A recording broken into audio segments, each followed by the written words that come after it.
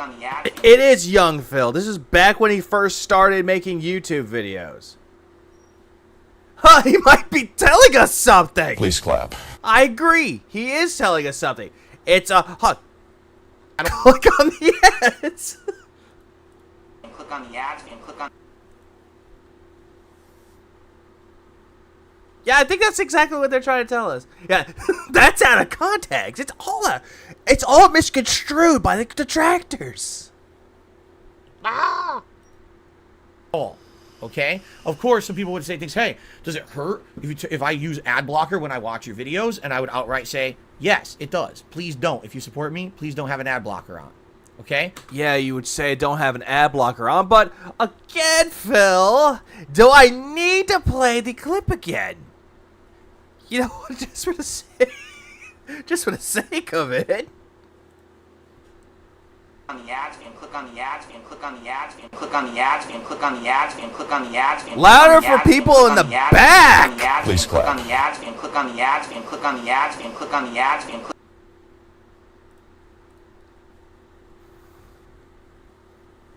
Click on the ads. It almost looks like he said that too. But I never outright asked for that. After the initial time that I erroneously said it in 2009, it never happened again because people caught me out for it. And I was like, oh shit, I got to watch what I say. You know, I want to be able to make this supplemental income to afford games and things. I got to be careful. I don't want Or you just try to get out of the helicopter company so you can work less. that taken away from me. All right? Just keep the helicopter company for your health benefits. Well, here's what happened. I got laid off from my job in October. At that point, I was super popular on YouTube. People actually liked me. Figure that out, right? People actually liked me a decade ago. Now people hate my guts. So yeah, a decade ago because you were quote-unquote tolerable. Now you're just full-on insufferable. because they liked me, they saw me as an underdog. Well, this isn't fair. Why'd Phil lose his job? He didn't do anything wrong. We want to support him. We like the content he puts out on YouTube. Let's support him in droves and see what we can do to help. That's still not a good thing, though. It's not. They still clicked on the ads, and it was very erratic. Like, I'm trying to think of the right word.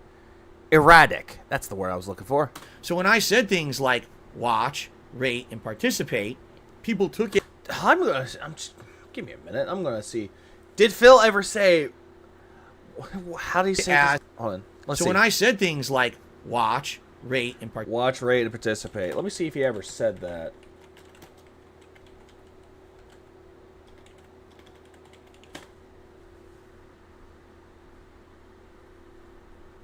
Huh. Nothing about rate, watch, rate, and participate anywhere. Huh. Participate, people took it as, oh, go click the living shit out of Phil's videos. Click the ads. And that's what happened. And then once... But then again, Phil, this is all just retcon. You're trying to be like, oh, the kindness of their hearts, they clicked on my ads. Of November and December of 2010, my ad revenue went from like $200 a month to, you ready for this? That first month, I made $18,000. Yeah, because it's all from erratic clicks. Then again, is the number accurate? Probably over-exaggerating it to, you know, stroke the money ego, but at the same time, it's all a bunch of bullshit. And YouTube noticed that, and they did not like it. Just on vlogs. Yes. Actually, no, I actually completely forgot about Pig Pig Go myself. Phil, you make me angry, Phil. Let's see. Let's check Pig Pig Go, shall we? Let's see. Let's see what pops up whenever I type in watch, rate, and participate.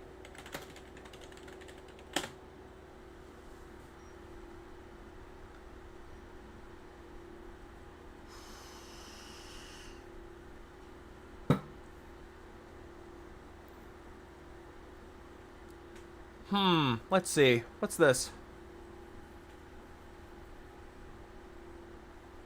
Rate and participate altogether. So it was 3 months where I said watch, rate, and participate. That was 2018. This is when he's talking about on his pre-stream. The only time he ever said it was one time. Rate and participate. This is the only time he said Do it. 3 things, please. Watch, rate, and participate. And he did this in 2010. One time. One time. 8 years later, he's retelling the story where he would tell people to watch, rate, and participate on all the videos. Never once after the Enslaved. After the Enslaved Part 1 playthrough, where he said it. It was only once. Phil, you make me angry, Phil. 2018 was the second time that he mentioned it. The third time, which was... Actually, funny enough, both times that he mentions it again was fucking the pre-stream. And where was this located? Oh, rate and participate. Oh, you want to know what's funny? That was actually on KO Gaming. Because his AdSense was fucked and he had to go over to KO Gaming, which had AdSense.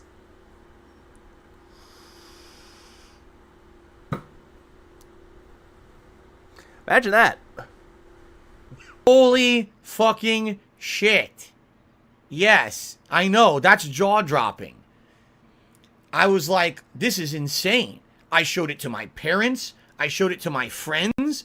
I was like, this can't possibly be sustainable. Like, there's no way that I could possibly keep making this much money doing YouTube.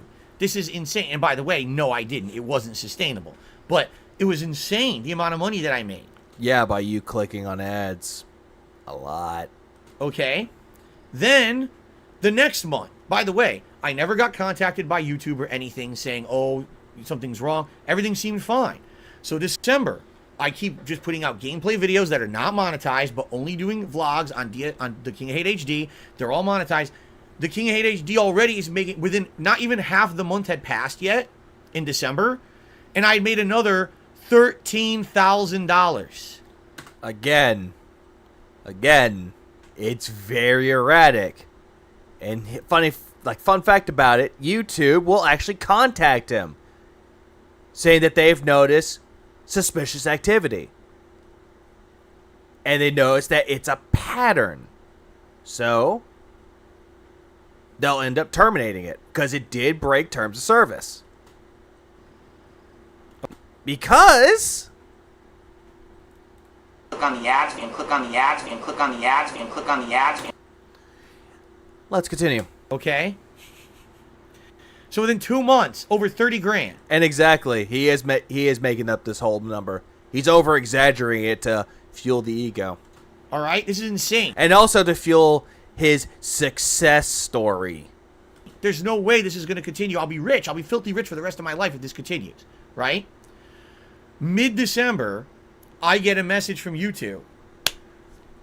Dear Mr. Burnell, we have detected invalid clicking activity on your videos. So they don't contact him. But yet they contact him. Therefore, as a result of said activity, we are suspending. We're not turning off. We're not completely removing. We are suspending your AdSense account. However, it was an indefinite suspension. And what that means is I didn't know if or when they were ever going to turn my AdSense account back on. There was no chance anytime soon, obviously. There was no appeals process or anything like that. It was just, it's done. You're screwed. You can't make any more money on your videos on YouTube anymore. Okay? Yeah. Actions have consequences, pimp. So, a lot of people at that time, of course, my trolls in particular, said things like, well, Phil, the reason that you lost ad revenue is because you idiotically asked people to click the ads of your videos. No, we wouldn't say that. It would be idiotically clicking on the ads. Then again, we wouldn't even say that to you. False. That was something that happened in early 2009. I had already been making videos for over a year and a half and never had an issue with it. It wasn't until I lost my job, people felt bad for me and started going crazy trying to help me out way too much, that YouTube said, this can't possibly be valid, and then they basically took it away from me, okay? So, I will admit I made the mistake. I absolutely did. But the way that people like to phrase this, oh, it's because Phil did it directly. No, that's actually not what happened at all. It ended up happening because people were... Phil, it's not because people felt sorry for you and out of the kindness of their heart decided to click on your ads. Or as someone described, clicked on your ass.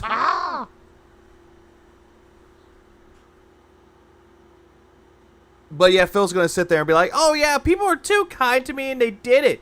No, they would look and see who did it, Phil. Most likely it was you. Supporting me. Yeah, exactly. Where the money went. Figurines. He did figurines. And he also spent it on a BMW. But that was like way later. This was like before Project 7. But then again, he probably spent it on unnecessary shit that he didn't need.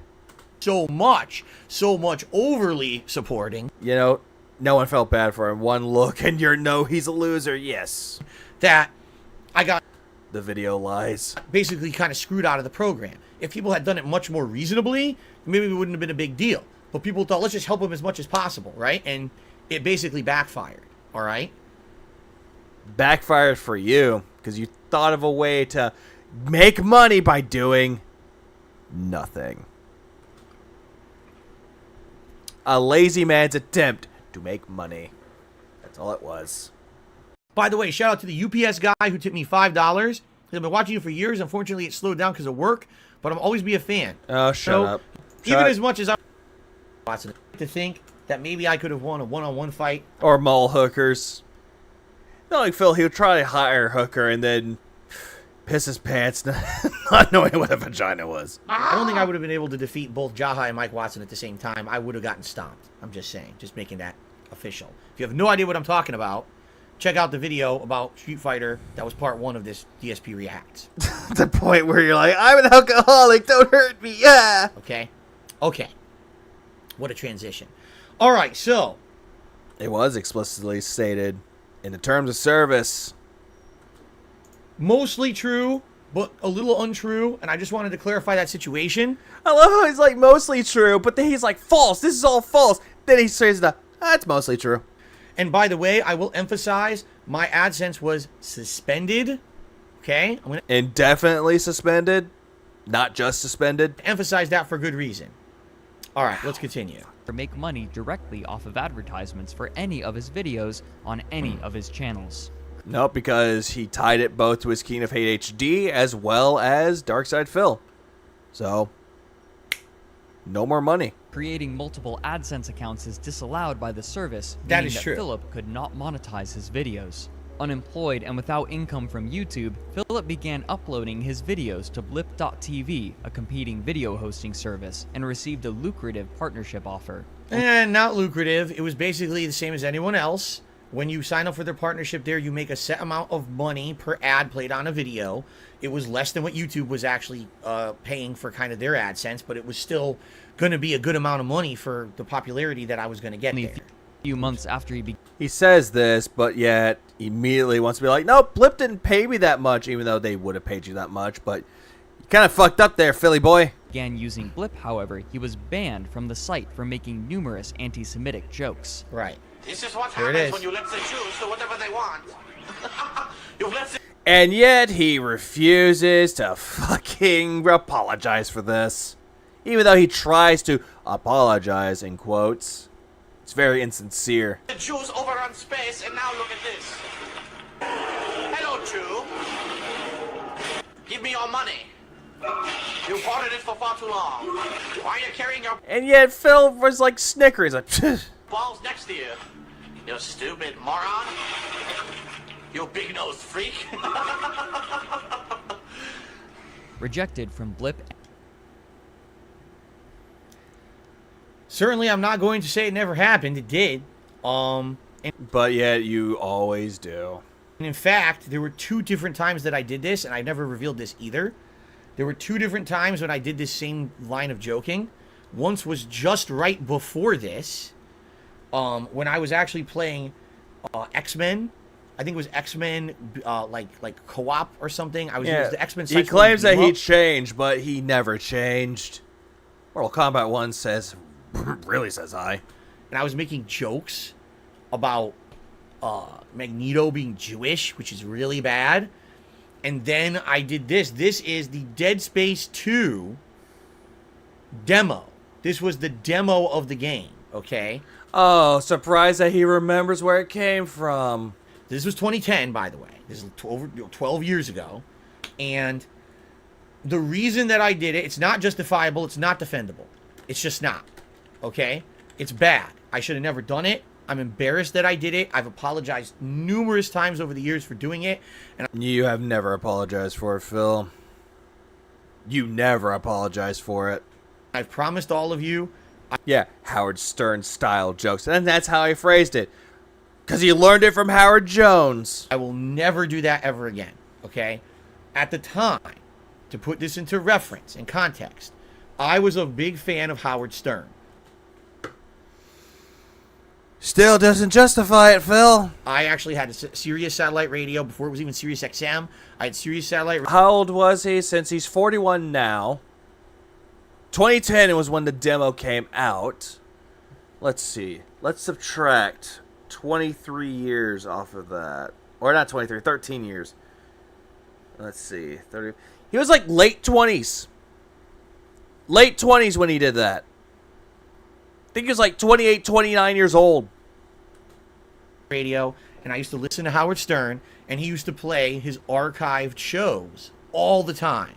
And he used to have characters on there who pretended like they were Nazis or just German in general. They would talk just like this. They would make these particular style of jokes. Oh, he was 31?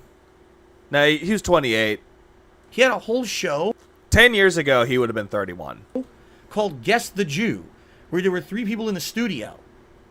Or no, I take it back. They would name 3 celebrities, and you had to guess out of the 3 celebrities which one had changed their name from being Jewish sounding to something not Jewish sounding, and find out who's the real Jew. All right? Difference between Howard Stern and you is that Howard Stern is a radio talk show host that's supposed to be entertaining. You are not. And there was a guy who was pretending to be a Nazi on the show, making all these very bad jokes about Jews. Oh, yeah, exactly. Yep. People are even surprised. People are even surprised that Howard Stern had this. I'm not surprised, Dark. Yeah, I'm just as surprised as you. I was like, why is it that he remembers a bit from Howard Stern, but somehow doesn't remember the demo? Stern's also Jewish. Phil, you make me angry, Phil. I'm not. Why am I not even surprised? I'm just... Phil, you really surprised me at times, and not in the best ways. Okay? So at the time, I was, a fan of this kind of stuff, and I thought it was fine. I was very stupid. At this point, by the way, and I'll say this too, back then, 12 years ago, especially in the Street Fighter community, all right, using words like rape, which is something that you can't really say on the internet anymore, gay, these were words, and of course words I'm not going to say, the F word, okay? Which you proudly said. You proudly said that fucking word. These were words that were used commonly, just thrown out there, and no one was offended, and it was just common speak at the time. Common speak? Phil, it was like a quote-unquote common insult to use, but it still wasn't smiled upon. Now, obviously, things change over time, right? And for me, if you look at my old content from 2008, 2009, you'll hear me using words like that, right? I do. And you still used it when you were on Twitch. Love how he says, I used it back in the early days, in the early 2010s. But you still use it. Outright admit it, I did back then. Yeah, maybe in 1995 it was considered the quote-unquote common speak.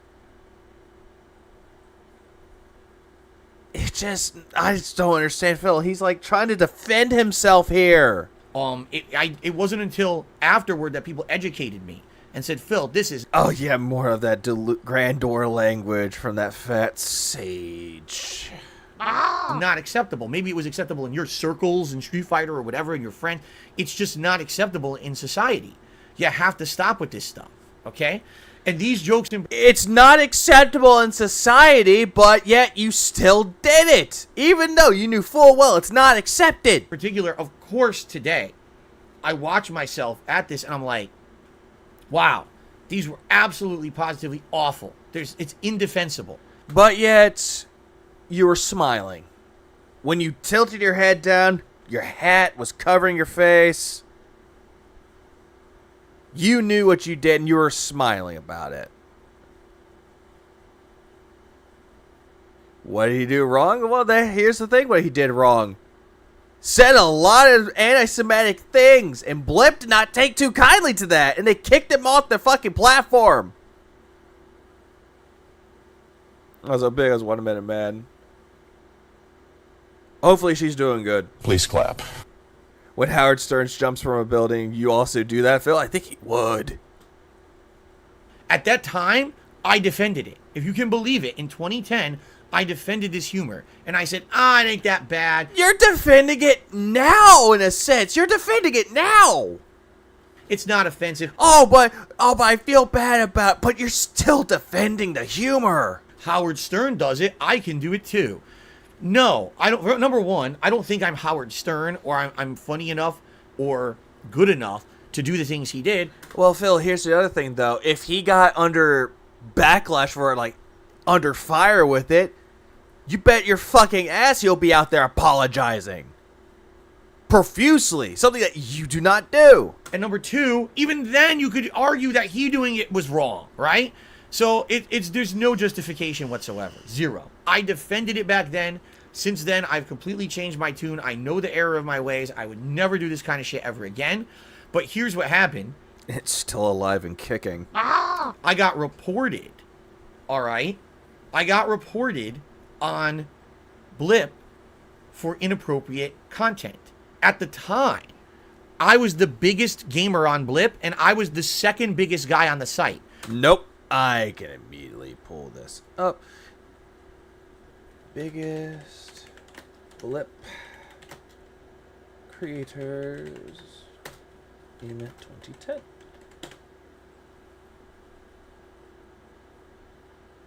Because I actually did look this up.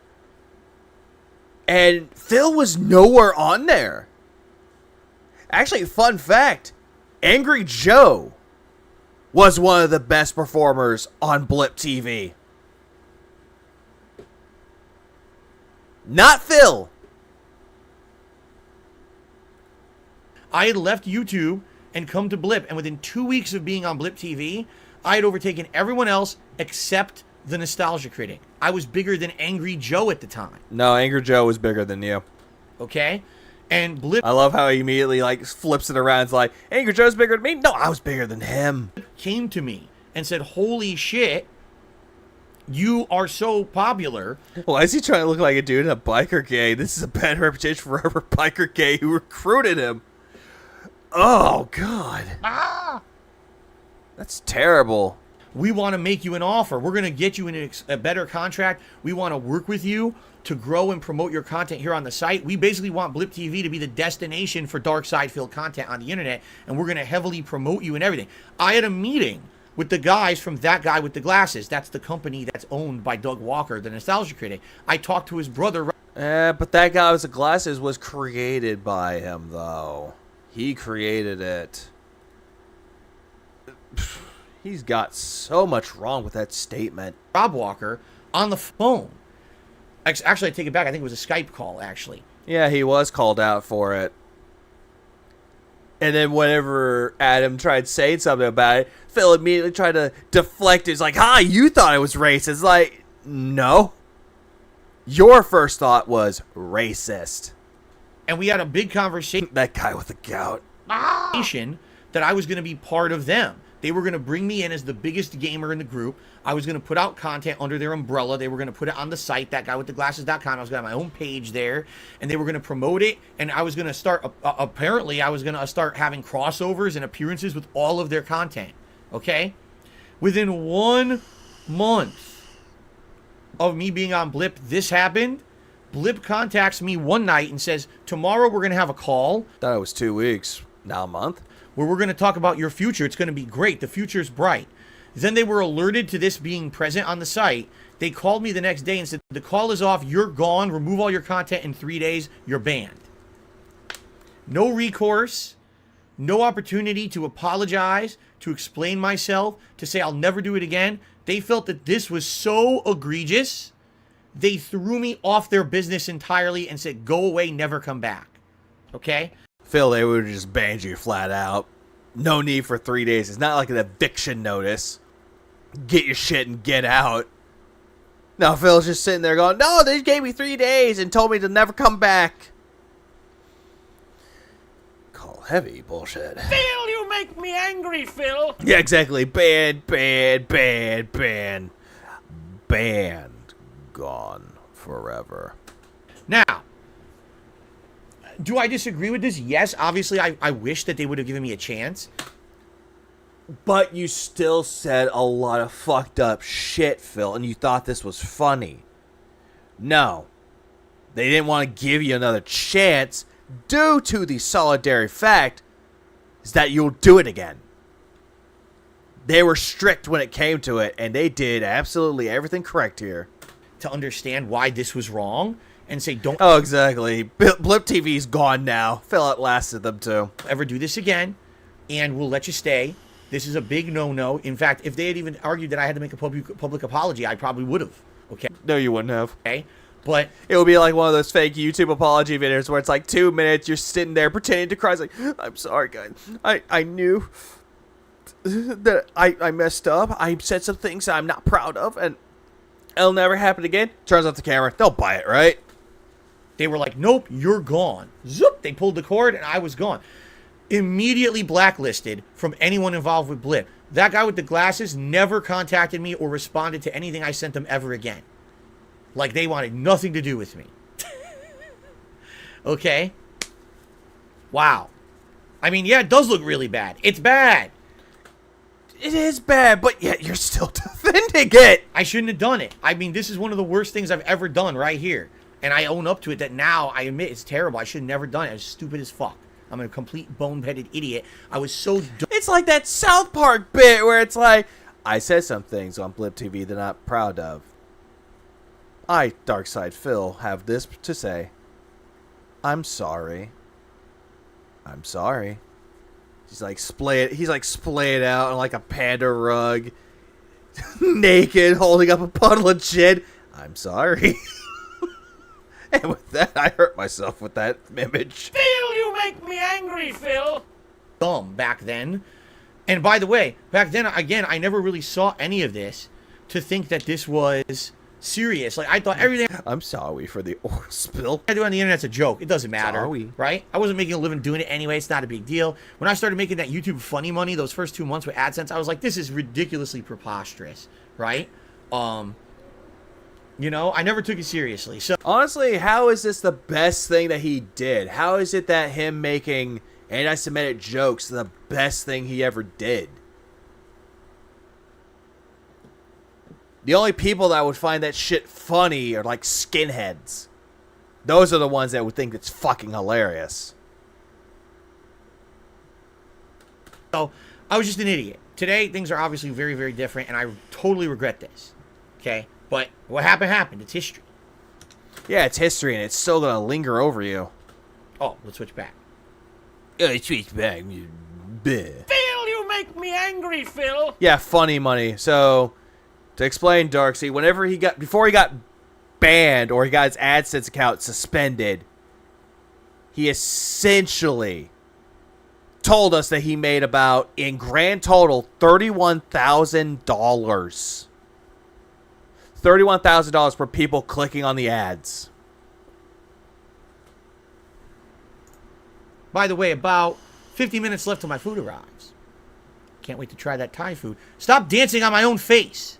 And AdSense, and with limited employment opportunities, Philip was suddenly in deep financial trouble going into 2011. Yeah, and whose fault was that? I mean, right then and there, he could have gotten a real job, but no. In March, however, Philip was approached by Machinima Incorporated, a company that contracts content creators chiefly for gaming videos, to become a managed partner. Not only gaming videos, but also for Machinima videos. By allowing Machinima to place advertisements on his videos under their AdSense account rather than his, he could continue making money through videos on YouTube as a full-time career. Okay, so I created 2 new channels on YouTube. The first channel is called DSP Gaming.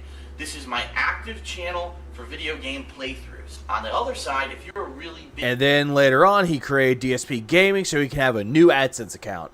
fan of And Lord knowing what he ended up doing later on when Machinima dropped his ass is that he made a new fucking account with a different email and he used that for AdSense and linked it. fighting games and competitive Well, a lot of people said that he uses Panda Lee's AdSense account. playing these games, you're going to want to head over to my channel DSP Street Fighter. It's actually looking like this is going to work out, and this is going to be something I'm going to be able to do as a full-time occupation, at least for the short term, and as long as this works out over the next course of this year, it may be something I can do in the long term, which is excellent. So, Despite Philip's Okay. For some clarity here. Oh, great. More clarity in quotes. And some additional... Yeah, that dancing blue shirt. That shirt that just has his fucking face on it and says hate or king of hate. Information. This is actually not how it happened. What happened was, of all things, I had an internet beef with a major content creator who actually worked for Machinima. His name was Hutch. I don't know if he still makes content to this day. Maybe he does. He like streams on Twitch, I believe. He was known for Call of Duty content. Okay? Now, what happened was I was doing a series at this time where people would ask me questions and I would answer them, you know, to the best of my knowledge, which was mostly off the cuff and completely uninformed, and I said a lot of stupid things back then. One of the questions that was asked of me had something to do with Hutch, and somehow it resulted in me insulting him or saying something that he took as an insult. Now, I actually don't remember what it was at all. I have no... And then later on, he says in his Machinima event that he helped out Hutch. Recollection what it actually was that was said, but he got really pissed with me. And he contacted me behind the scenes, and we had it out, all right? Come to find out, once we actually started talking, we're actually kind of cool with each other. We understood each other's perspective. I apologized to him and said, I didn't really mean to insult you. I'm sorry if it came off that way. I was, you know, kind of doing stuff completely stupidly, uninformed or whatever. Yet the emails that you provided are different. We squashed the beef, all right? Squashing the beef. It's like his favorite thing to do. Oh yeah, Mike Watson, squash the beef. Hutch, squash the beef. PewDiePie, oh fuck no. Now, that was like early to mid 2010.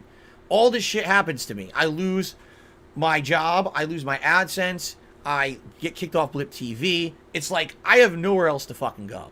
All right? On a whim, I contacted Hutch and I was like, dude, do you have any idea? Because you're in the industry. Do you have any idea who I could maybe talk to or point me in the right direction of someone who might have something to do with anything? I'm an alcoholic. God.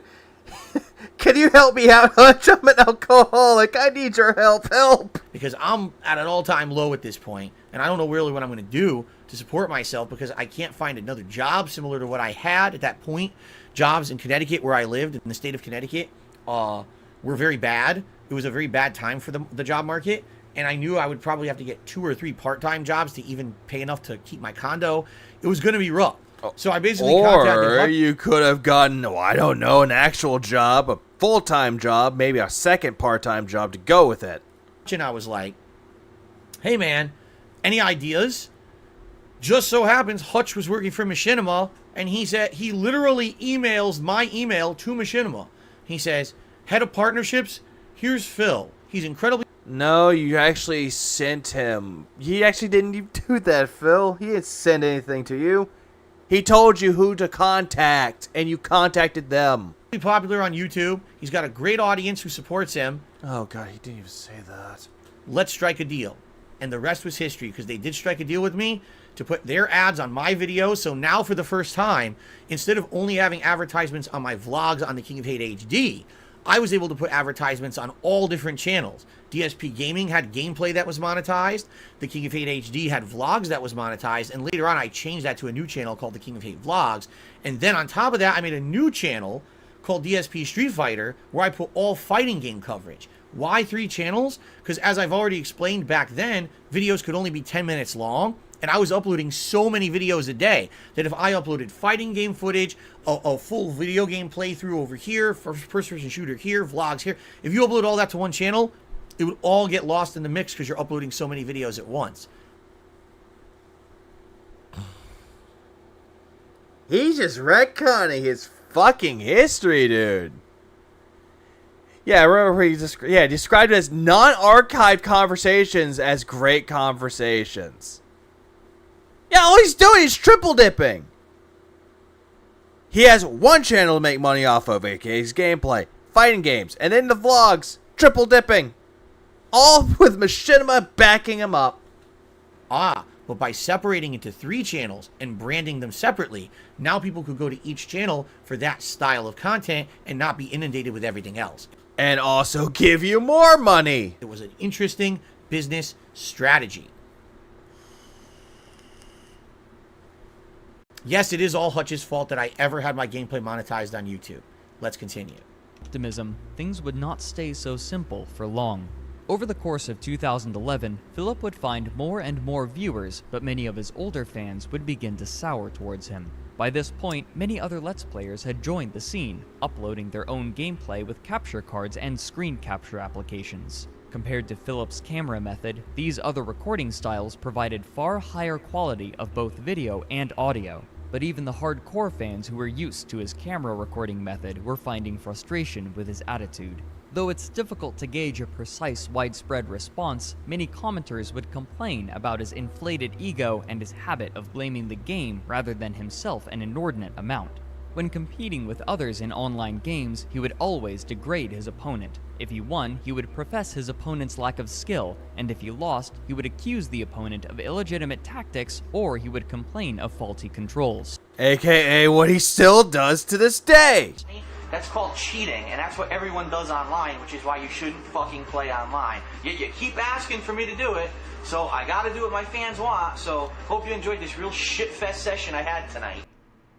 Okay, what the fuck? I wanted to pause it right there. Look what we get, a big...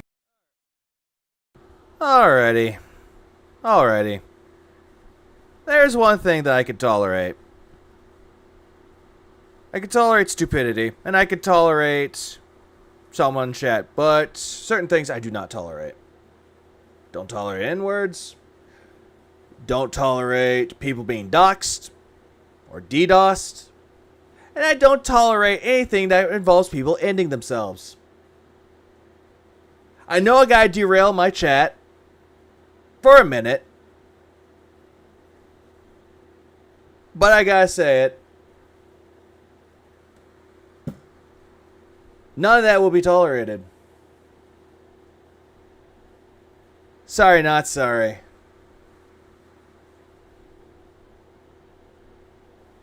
It's like maybe you can go on Phil's chat and do it. You can go on someone else's chat and they'll kick you out. I'll just do it right now. Not tolerating it. And no, I'm not going to be one of those people that's going to scold everybody, because I'm not Phil.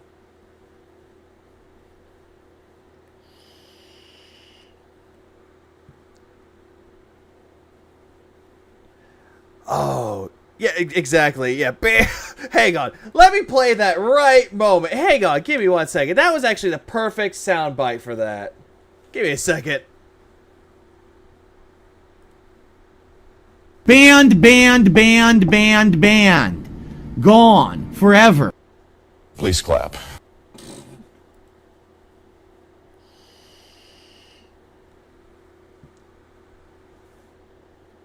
Yeah, attention.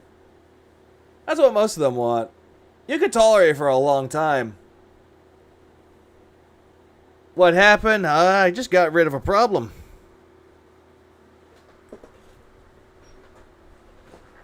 That's all. Like I said, don't say anything about racism. And he talks about, oh, I don't know, people want to end themselves, or how they'll do it, as well as doxing people. That is all. No, you're good, Lorcaine. It's all good. It was a flute fly. No, better go get it, Crodred. Face. Can I rewind one frame? I don't think I can. I'm actually going to rewind just a tiny bit, too. Okay. What the fuck? Yeah, so with Phil, though, it's the same thing. It is the same goddamn thing. Where it's like, everything that Frederick was talking about, every single time that he's talking about, like, what Phil's doing back then, he still does it now. And he's still gonna do it. Someone takes things out of pocket. Or some people think that they can do a lot of things that are out of pocket, but they think it's funny. I can tolerate some things, but that's it. I wanted to pause it right there. Look what we get, a big face. Can I rewind one? And here's the funny thing, I rarely ban people. But you have to have real justifications. I'm not going to be like, don't talk about drama in my chat or I'll ban you. Don't talk about religion or I'll ban you. It's essentially that. I'm not going to pull what Phil did, but it's like, nah. Yeah, wheeze laughter. Frame? I don't think I can. Okay, Everyone goes online, which is why you wanted to pause right there. Because I have a couple things to say about this. So first of all, what a face. First of all, I 100% agree on the direct capture thing. I, back then, so we're talking 11 years ago now, was a stubborn, obstinate, pig-headed, very, very hard... Pig-headed? Well, why don't you think what we call you pig roach? To convince to change kind of person. My opinion of myself was, well, I'm putting out content. It's getting tons of views. Oh, that's another thing too, DJ. That's actually a smart one too. So it's like, only ban people who scam ads. You know what? Oh, hang on. I'm just gonna add you as a mod. Bear with me for 1 second. OBS, no, don't drop on me. It's funny. I've been going for 7.5 hours, and now OBS wants to be like, you're gonna die, stream. It's making money. That's exactly what my OBS is trying to do. So who are you to criticize me or even suggest that I change my methods or my style in any way, shape, or form, all right? Because if I do that, I'm basically abandoning those who have supported me all this way and by changing to something different.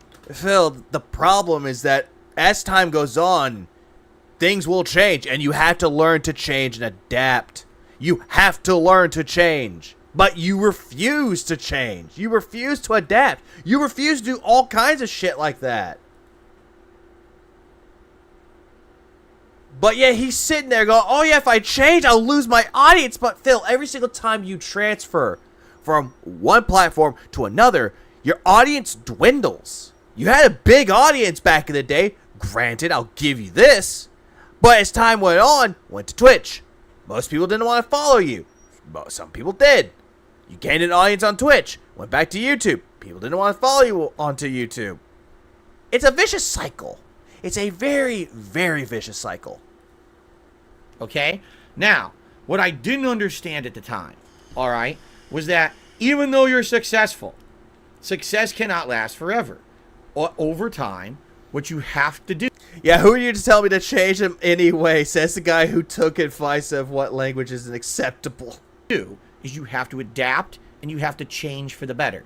You can't just be the same person, the same content creator. That's one of the reasons why I'm doing this React video right now, is to broaden my horizons to a different style of content and bring in a variety of support and a variety of views. You see? I can't just do gameplay all day anymore. I know that, right? I gotta change for the better. But I remember particularly back then. Before you talk about the event you remember particularly, you still refuse to change. Imagine that. A guy who says he's changed, but yet is talking that he refuses to change. You still refuse to change. Some people started contacting me saying, Phil, you know, you got a lot of competition. People who are playing Street Fighter, and your Street Fighter videos don't look that good compared to theirs anymore.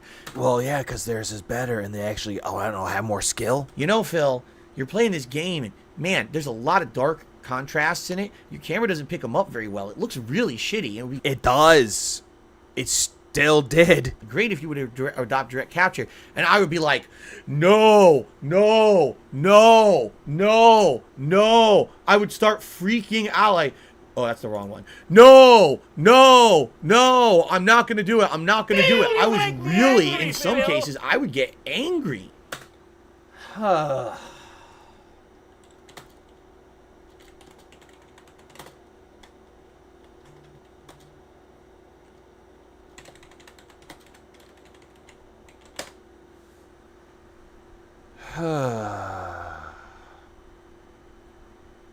Let me look at some real quick. Let me see if I can find it.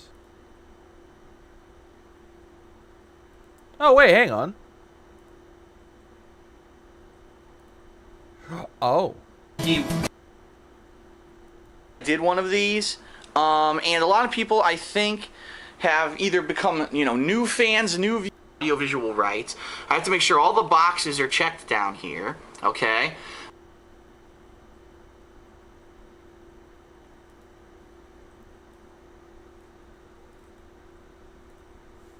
Yeah, I have to bring this part up.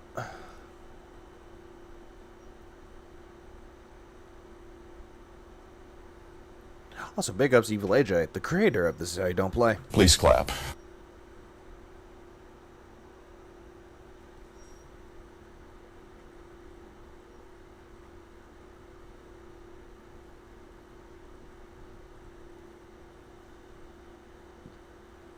Yep. Hypocrites, hypocrites, hypocrites, hypocrisy. Then I have to make sure that this says gaming. I've actually set it to default to say that, so I'm usually okay with that. And then I have to hit save changes. And then of how I do what I do. And one last thing, a lot of people... Oh yeah, and he's talking about how his setup was good, and he's talking about how he did his uploads. Say, Phil, you have no excuse. Why don't you do direct capture? It would actually be easier than your current setup right now. And to which I respond, it's this simple. I want you to look at my setup. You see the size of my TV? You see the nice subwoofer surround sound speakers I have here? Yep, that was his excuse. Why he wouldn't do direct capture was, look at my subwoofers. I can't get my surround sound with direct capture. I can't relate to one of those Let's Players. Here, behind me, the surround sound speakers, see them? You see that? Most people who do direct capture, here's what they do. Here's their computer. They walk up to their computer and their tiny little fucking monitor, and they sit here and they grab a headset. Here's my headset from my computer. And they put their headset on their ears, and they're playing on a controller here in front of a small monitor, talking into a headset to get their commentary and having the audio of the game go through the headset. Yep. Yep. That was exactly what he said. That if you're doing Let's Plays, if you're using direct capture, you're just squinting in front of a monitor with your pussy headset on, not even experiencing the surround sound. Phil, you make me angry, Phil. Yeah, monitors were bigger then, yes. Give you examples. It sounds like a woman's voice that did the cat, like when you hear like the Oh, lower yeah. pitch of it. Like, oh look, I wonder if there's voice actors there's actually did that. James and Mike play. Maximilian, dude. Wait, is this based on a true story? Yeah, and then he went away and he became a taxi driver here and erased his identity and he came up with the name BD Joe, which is like, fuck dude, Joe. I don't know, man. More Maximilian, dude. Shoulder. That's not. No. Exactly. I have no idea what that is. Use the helmet. Oh, it's my face. Oh, hey, look, it's Game Grumps. Back when Game Grumps used to be somewhat funny. Hello, ladies and gentlemen. I am beautiful. Look at this. Oh, look at that. It's me. Wow, looking pretty good. All right. Now we're behind me. Hold on. He says you hold on. Oh. So you have to run away. Oh. On the edges and shit. I don't know what you're talking about. And then there's Egoraptor. No one likes Aaron. Oh, you mean okay. Nice face. Whoa, what the fuck? Oh, I forgot halfway through they could see my face. Yeah, exactly. Where are the I was headsets? probably making some strange ass faces while playing the. Oh yeah, it's like actually yellow. Oh, mud. Whoa, this is kind of neat. Alright. And yeah, I actually do remember that video. But you see the point with that, though? That was the point that Phil does not understand. It's that Let's Plays or anything related to direct capture did not have that. Yeah, I miss Super Best Friends. I miss Two Best Friends Play or Two Friends Play. Those are great, too. I like those. I do miss the old Game Grumps, too. Phil, you make me angry, Phil. It's like, that's what I miss. Like, granted, Danny's not bad either. Like, he's not a bad addition, but it's not the same. At people just for suggesting improvement. And that was really stupid. Alright? Now, You do it still, Phil. And I rhymed it unintentionally back to back. I hate it. But still, he still does the exact same thing. People have offered to give him advice on shit. But what does this motherfucker do? Oh, well, no, I'm not going to listen to you. I'm going to ban you. Fuck off. And then he just berates and mocks the person to the point where they're trying to feel guilty. But guess what? Guess what? You want to know what all that I hear every single time that's happening? tell you, salt. Oh, god damn it. Why is that not working? Hang on. That's all I can taste is salt. All you can taste is salt. That's all he could taste was salt. I don't know if it was because I was cocky. I don't know if it's because, yes, back then I still was drinking way too much. You still are. And basically at night, I had a lot of issues. Let's put it that way. Like, I had a lot of issues in my head about things that in my life were kind of fucked up. Well, then again, you have a lot of issues, but most of it is built around self-pity. At the time. And certainly having a bunch of things happen, like being kicked off Blip and being called a racist and things. Well, do you blame people for calling you a racist or an anti-Semite? Because you kept going after people saying, oh yeah, he made those Nazi jokes from the Dead Space game. Oh, he did this, he did that. All racist shit. But no, you're going to say that was my depression. Things like that kind of extrapolated the situation in my head. My head was not very clear back then. Let's just put it that way. It was kind of a whirlwind. It was like, wake up, record a ton of videos, upload the videos, record a ton of videos, upload the videos, wolf down bad fast food, record a ton of videos, upload the videos, drink, pass out drunk. Something he still does to this day. That's not a good lifestyle. Just so you guys know. Phil, what you're living is not a good lifestyle, but yet you're proclaiming that people are jealous of this lifestyle, which no one is. That's really fucking bad. It's really bad, especially for you, Philbert. You know, that. My God, I can't. Sometimes I'm shocked I'm still alive. When I now you're going to the sob stories. I can't believe I'm still alive. I'm still making content. I'm still doing this, and it's like, Phil, just stop. Stop. That's all I could just say is just stop. Look back at those days. I really do. I believe, you know. And I think that's why I was like that. Because if I was more, like today, I'm more interactive with you guys. We have a... No. The only time you're ever interactive with your chat is if Jade comes in, Darish comes in, Willow comes in, or aka the regulars. Let's treat this like it's an actual business. Your regulars that come in, then you have the VIPs, which is your whales, coming in, throwing a bunch of money at you since you're the host of it. And then you get the people that come in and you just ban them. Ban, gone forever. But you ban people for just either asking questions, mentioning that you're bad at something, or just conversating amongst themselves, or conversating.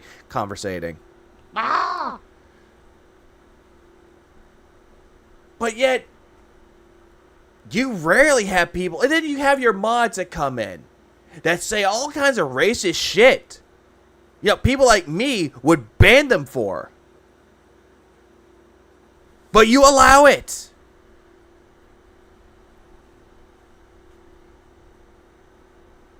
Yep, show him your wallets and then you are in, pay piggies. Exactly.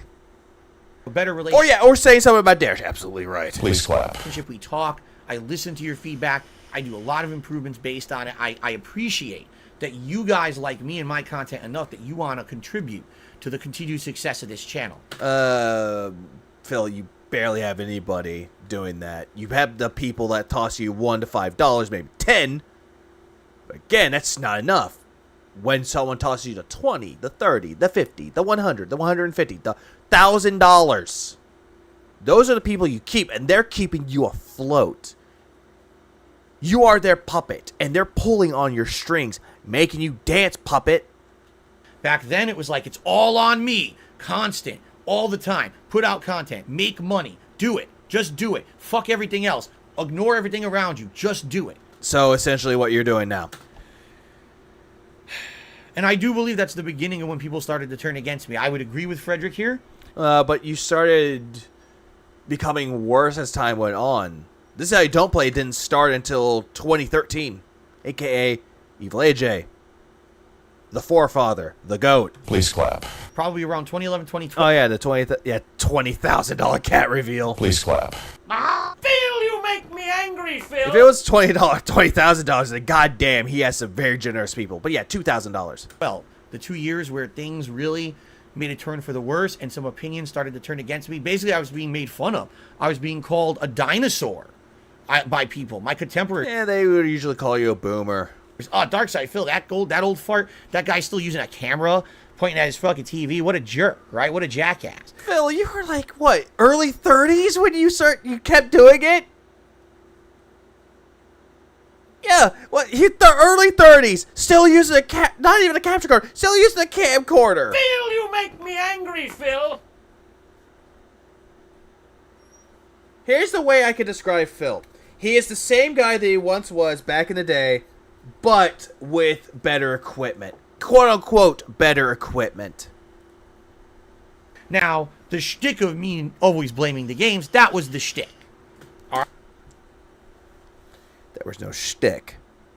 Darkseid Phil, or DSP, wasn't an AVGN. It wasn't a nostalgia critic. It wasn't an ego raptor.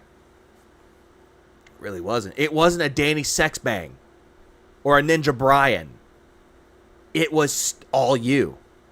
A person that spread around his opinions and was hoping that people would take him seriously.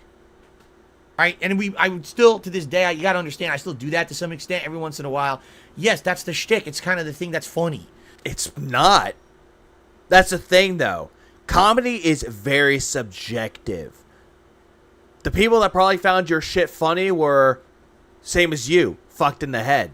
That I joke and I always say, it was never me or whatever, right? That's part of my thing that still to this day resonates with my audience. I'm never going to just completely drop that. Then I would be like a completely different person. You're not watching Darkseid Phil anymore, you know? No, we're still watching Darkseid Phil, but you change your comedy from sexual humor, sexist humor, down to shit jokes, piss jokes, and shoving things up your ass. I was like, what's up, Ronnie? What's up? Let's see. Yeah, it was part of my shit. Why does Phil only care about money and nothing else? It baffles me. Because it enables his addictions. Still does. Yeah, probably the most cringed aspects is in him pretending he was acting. Yeah, and pretending that this whole thing was a shtick. It was not a shtick. But at the same time, I totally get it that some people got tired of it. It was the same shtick. With no variation, no improvement, it got stagnant, and that I will completely agree with. No, you don't. You're just saying that to appease to an audience that hates you. You never realized that your content was stagnant. You actually believed that it was someone else's fault. You believed that detractors were to blame, that if people didn't like who you were or what you did, they could fuck off. That's still you. You still do this. And what's up, Luis? Phil pulled this bullshit on with side scrollers, and Craig called him out on that. Which Phil are we talking? Yep, I remember that too. As much as side scrollers has changed, not for the better, their interview with DSP will still be a good achievement. Please clap. Because it got Phil to crack under pressure, and they hit him over the head with the hardball questions, and it was beautiful to see. Now, this video clip that we're looking at. What the fuck was up with that? Rewind. Now, this video clip that we're looking at.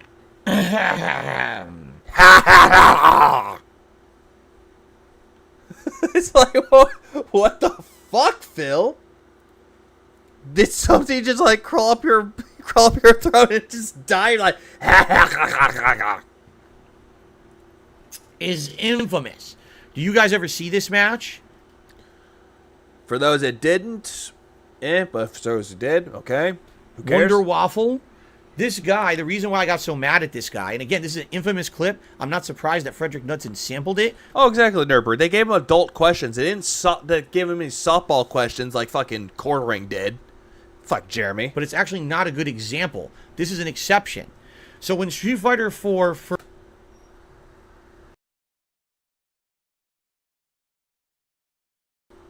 First of all, how is this an exception? How was this a goddamn exception to the rule, as you proclaim it? I've been doing good, Plush. How about you? First launched, okay? They had different modes you could play it in online. There was a casual mode, I think it was called like player matches, but then there was a mode that was supposed to be seriously competitive called ranked matches. Oh, God. I love how he's like, oh, they had a thing called casual, and then they had ranked. So, most online games? When you won or lost these matches, you either gained or lost ranking points. Alright? And the ranking points determined your rank in the game, and you would unlock things as you got higher ranks. You would play better players. People actually touted online, look at my high rank. No, it didn't save his channel, Ronnie. Nope, he only made $70 out of $300. Please clap. Accomplishment. Fuck the quarter pounder. Jeremy gonna piss. I just peed in my basement. I'm a quarter and I just peed in my basement. Right? When the game launched, they screwed it all up. They made it so that you could change the game settings in a ranked match. Now, at the time, there was an established thing. Like, for example, everyone thought it was 99 seconds, best 2 out of 3 rounds. These were tournament-established rules for competitive matches, okay? When you played ranked matches... And that's a problem. How? 99% of the time, people had those as the default rules, but you could change them. This guy, Wonder Waffle... Wonder Waffle beats his wife, Blue Waffle. Actually abused the rules to get cheap wins and get a high ranking in the game. Here's what he did. Phil, what Frederick was saying in this video, it's just proving the point, right? That you're just blaming the other opponent for fraudulent wins, for things that you call cheating, and you're defending your past self here. First of all, he turned the time limit to only 30 seconds, meaning you had to win really fast because time was running out. Okay, so challenging, but yet a fun way to play? How is that an issue? Then he picked an abusable character, Ken. Oh, God damn it. His hatred for Ken was still there back in the day. Who has a And again, he always hated Ken. Called him a grappler. Dragon Punch, a special move that's incredibly overpowered in this version of the game. If you just keep like mashing the move out, it'll come out and interrupt a ton of moves in the game. But and the fun fact about it though is that if he's playing other characters that aren't Ken, he would call their moves Dragon Punch, Fierce Punch. He would call it that. Still. This guy also created lag in the game by actually doing, what do they call it? There's a word for it. A lag switch. Phil, this is at the time that you made this video, it was 2022. Now it's the year 2023.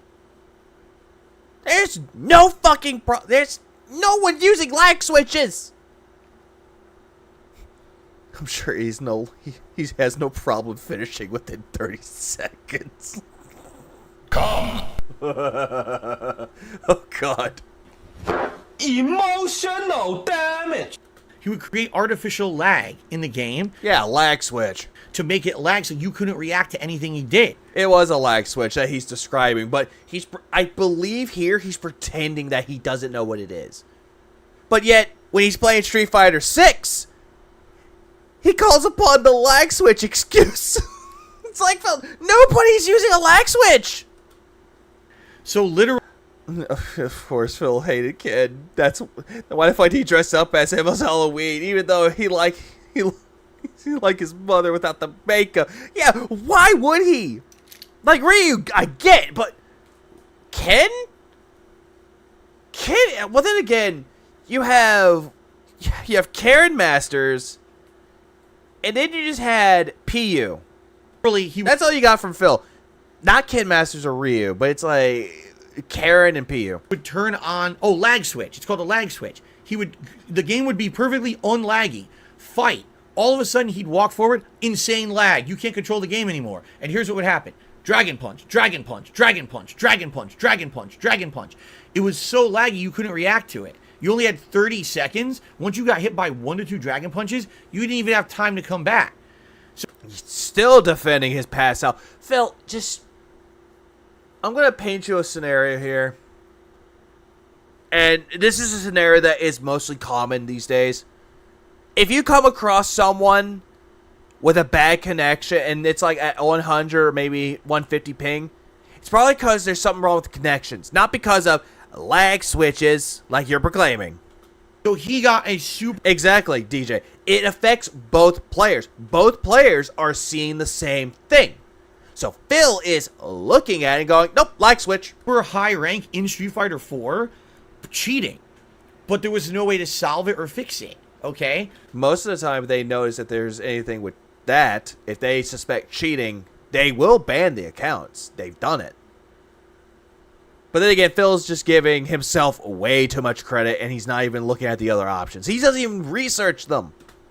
Now, what's funny about this is that people always made fun of me when I made this one video against this guy because I raged so bad at him. You still do. Really tore my new butthole. Like, oh, this guy's a piece of shit, and this is what's bad about the game, but you guys keep wanting me to play online, so here it is, right? You still do it, Phil. You still do it. Right? Well... if you turn on a lag switch, it affects both players. Exactly. Later on that year, I went to a tournament in Philadelphia, Pennsylvania, and I was helping someone run the tournament. And this person, who I don't know, comes up to me and says, hey, are you Darkside Phil? And I was like, yeah, I'm Darkside Phil. Why? What of it? What's going on? You need anything? You know, did you miss your match? You need some help? He goes, oh no, I just want to let you know I'm Wonder Waffle. I'm calling major bullshit. I don't think anyone would come up to you and say, I'm Wonder Waffle. I kicked your ass. Now, I'm in the middle of running a tournament, and I don't particularly remember anything about this guy because this is the funny part about being a content creator, all right? Oh, let's break up. What's so funny about being a content creator? You guys see the notable moments happen, you document them. And you repeat them and watch them over and over. They become memes. They become epic moments that you guys will remember forever. The Wonder Waffle match was an epic moment that people talked about on the internet for a long time. No one does. No one did, Phil. You're just making up this whole shit up. And he thinks that, oh, memes. Oh, memes are epic moments. No, memes usually are not epic moments, Phil. It happened once to me. Hi, I'm Wonder Waffle, and I'm an alcoholic. Please clap. What if that actually happened? Wonder Waffle came out to Phil and like, Phil, I'm an alcoholic too. Let's fight. Let's be friends. And I never remembered it ever again. Only if people brought it up over time would anyone ever even say to me, hey, the Wonder Waffle match. Like, oh yeah, I remember it happened. You know, not a big deal to me. But you guys remembered it. So this guy actually comes up to me at a tournament and says, "Hi, I'm Wonder Waffle." Now, I don't know what he was expecting me to do, but it didn't even like resonate in my head.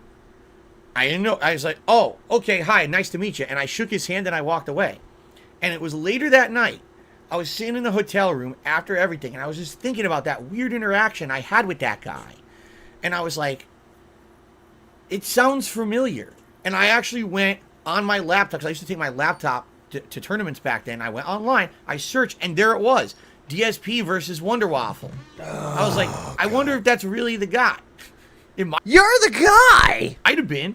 It might have been that he was trying to get some kind of, I don't know, a rise out of me by meeting me in person. Or maybe it was just someone who was full of shit and lying and it wasn't really them. I guess I'll never know, because the guy never came back and said anything to me the next day or anything.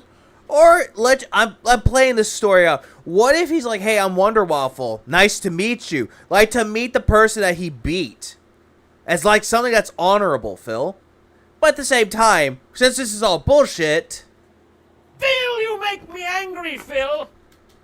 It's the guy. It's just funny how stuff works. But anyway. Yeah, it's funny how life works. Not how stuff works, how life works. Yeah, this was a situation, infamous situation in my history where I raged at a Street Fighter player for basically cheating. It's even though he wasn't cheating, Phil. Funny that he's pulling this out of context, saying this is just what I did all the time. I mean, in reality, yes, I did rage and make fun of people online all the time. Again, you still do it. That was my online persona. That was my whoops. That was my shtick.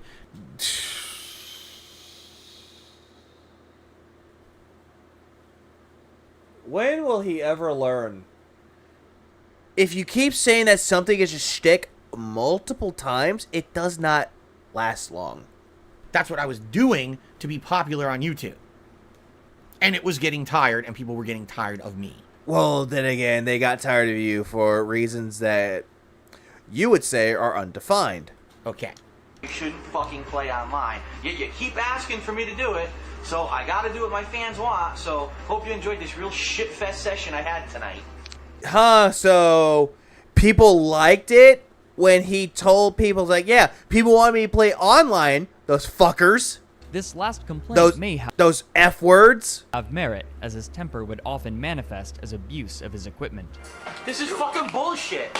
Yep, there we go. Now we're getting into equipment abuse. Now that's ridiculous. Move, asshole. How's that ridiculous? You did that. This is documented history.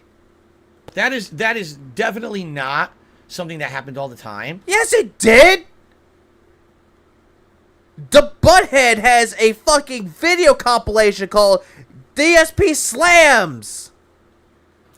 I would get angry at games, yes, all the time, but I wouldn't. I was thinking in real life, I'm Wonder Waffle, and I work at a Waffle House, and I hate Phil. One more thing. Indeed, cheats against Phil. Plus, Phil is the worst player out there. I've seen real cheaters in games in the past, and in this case, it's all about anyone who beats him is a cheater. Absolutely. Absolutely. Please clap. That's how he plays it. Use my equipment constantly. That's completely false. In fact, I usually took really good care of my equipment. Phil, the video just shown does not... Phil, come on. It doesn't even help your case. I take really good care of my equipment.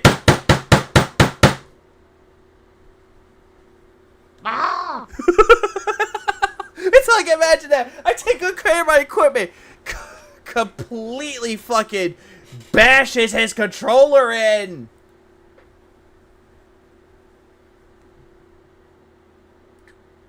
That's just... I'm telling you, fucking dunce. I was the guy who was known as nothing really... Oh yeah, that is a video. That is a full-on video. You know what? Hang on. Let me find it really quick. Oh, no. Okay, I got it wrong. It wasn't DSP Slams. Here's what it was called. Here. Be careful, the ring's heavy. Yeah. What? You missed, pal. Eat my fucking asshole. What the fuck? You missed, pal. Fucking stupid.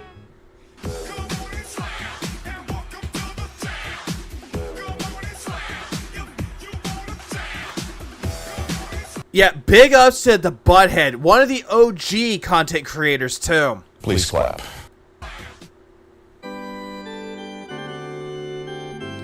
This was the video that Phil reacted to on his retrospective event. His 15-year event. And he said that this was good content.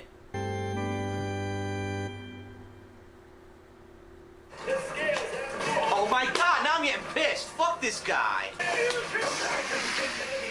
Oh my god. Oh my fucking god.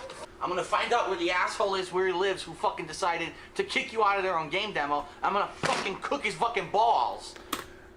Oh yeah, and when Phil reacted to this, he was dying of laughter there.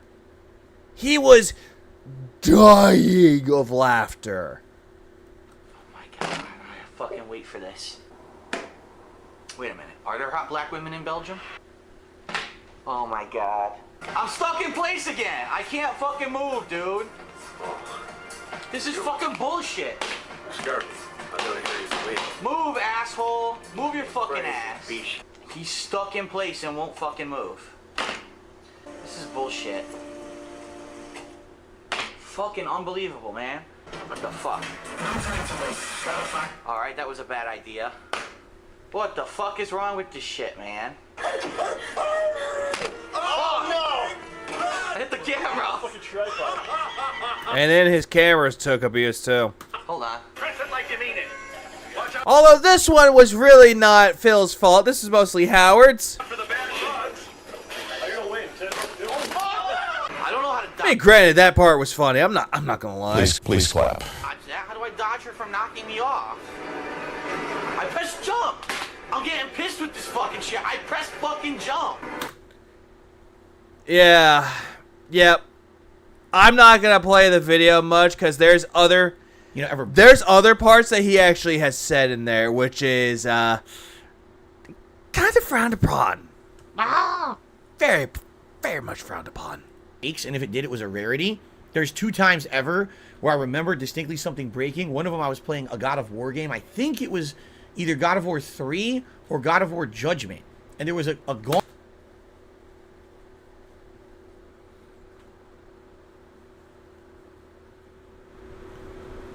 There is no such a game as God of War Judgment.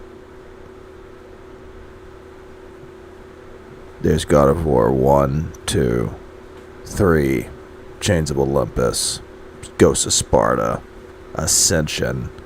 Then later on there was the soft reboot with God of War, and then God of War Ragnarok. No such thing as God of War Judgment. Gauntlet of enemies that I was fighting. And I got so angry because I remember the controller was not responding, and I slammed it on my coffee table so hard I broke it, and it stopped working after that. I was like, oh shit, I totally broke the controller. I said it on camera and everything. I broke. Remember of enemies that I was fighting. Or God of War Judgment. Yeah, there's Gears of War Judgment, but not God of War Judgment. And there was a gauntlet of enemies that controller was not responding, and I slammed it on my coffee. I was gonna say, thank you, Ghost Hunter. There's Gears of War Judgment. But there's no such thing as God of War Judgment. He probably did mean Ascension. Cable so hard, I broke it, and it stopped working after that. Oh, all the God of War games before, what was it? It was God of War 1, 2, I think Chains of Olympus, 3, Ghost of Sparta. Those were good. Ascension could have been better. I was like, oh shit, I totally broke the controller. I said it on camera and everything. But this case, you can say, oh, this is part of a controller slam compilation. This was a case where the game completely glitched.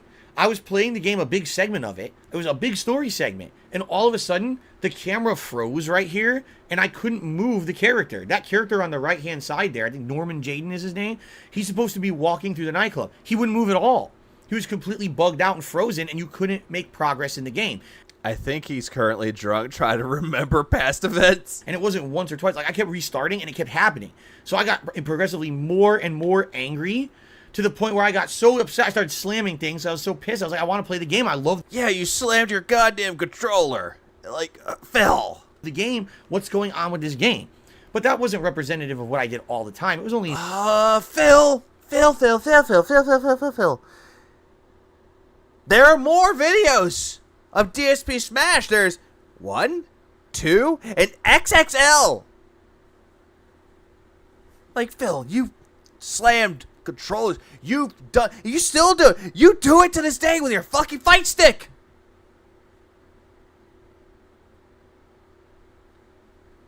That's what you do. You still do it. You know what? Now that I brought up rage games, who thinks if you should try to get over it? After seeing Chill play it, I'm good. I'm good. In extreme cases where I'd be like completely slamming shit. And what's funny is you could say, oh, but Phil, there's a controller slam montage. Okay. I've made content for 14 years. Don't you think when I make content 8 to 10 hours a day for 14 years, maybe there's a few times I slam my controller? That doesn't mean it happened all the time. Well, it did happen all the time. It happened more times than not. If you had showed me 14 Phil Nye the Lying Guy, Phil Nye the Lying Guy, Phil 1,000 times in 14 years that I'd slam my controller, I'd be like, damn, that guy's got a problem. But again, this is the internet trying to take something out of context and pretending like it's something that happens all the time. And that's his favorite word or favorite phrase, out of context. He'd rage, bang, bang, bang. And acting like that's a fact. Yes, my detractors over the years said this is what Phil does all the time. You do. You still do it, especially when you play Street Fighter or any games. You get mad. So Frederick breaking a $300 fight stick. I see it one day. I see him tossing the damn thing across the room. Knudsen watches the montage of it and believes this is Phil all the time. That was a rarity when I would be... Yeah, it's like, show me a compilation of all the other video game players out there. Like PewDiePie when he made video game content. Show me things of Squeaks doing it. Show me Proton John, Chuck Conroy, Nintendo Capri Sun, and any other current Let's Player that do play video games. Show us that. Oh, those don't exist. Slamming stuff like that. Swearing like a sailor, absolutely. Oh, yeah, no, I remember that. For getting over it, I remember that. And I also remember him telling the guy to shut the fuck up multiple times. All the time. Slamming my equipment, very rarely. Except my mouse today, because my mouse only works when I slam it. Would also become belligerent. There he's trying to make a joke, which the joke was not funny. Phil, you make me angry, Phil! On his social media. For example, when game reviewer Mitch Dyer Oh, posted no. a review for IGN with which he disagreed, he attacked Dyer for not providing an objective review, and after the argument, Philip posted a vlog onto his King of Hate HD YouTube. And this was about, I believe, Double Dragon Neon. Give me 1 second. Let me see if that was the review, because I remember there was a review that he did. Which, honestly, I kind of will agree with Phil on this one. Kinda. Let me see. Let me double check my sources. Yep, this was it. Mitch Dyer reviewed Double Dragon Neon. This is the only one that I do agree with, though. He was given a game where he hated the genre, did not want to play the genre, and just rated it badly. That's the only time I'll agree with Phil, to an extent. To an extent. Verdict of this game. Let's address a sad truth. Hold on. I have to get this in a better voice. Let's address a sad truth nobody wants to hear. The brawler genre is not very good anymore.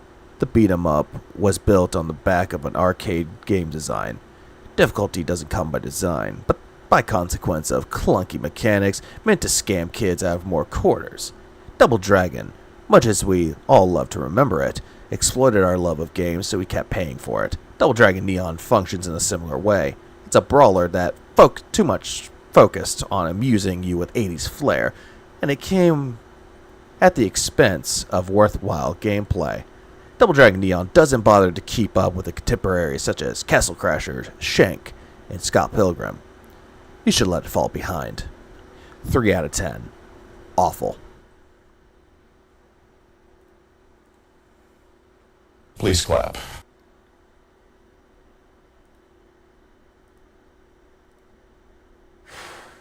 Exactly, that's how Phil did it. All the time. That's not Phil, that's how IGN did it. For some games, it didn't deserve it.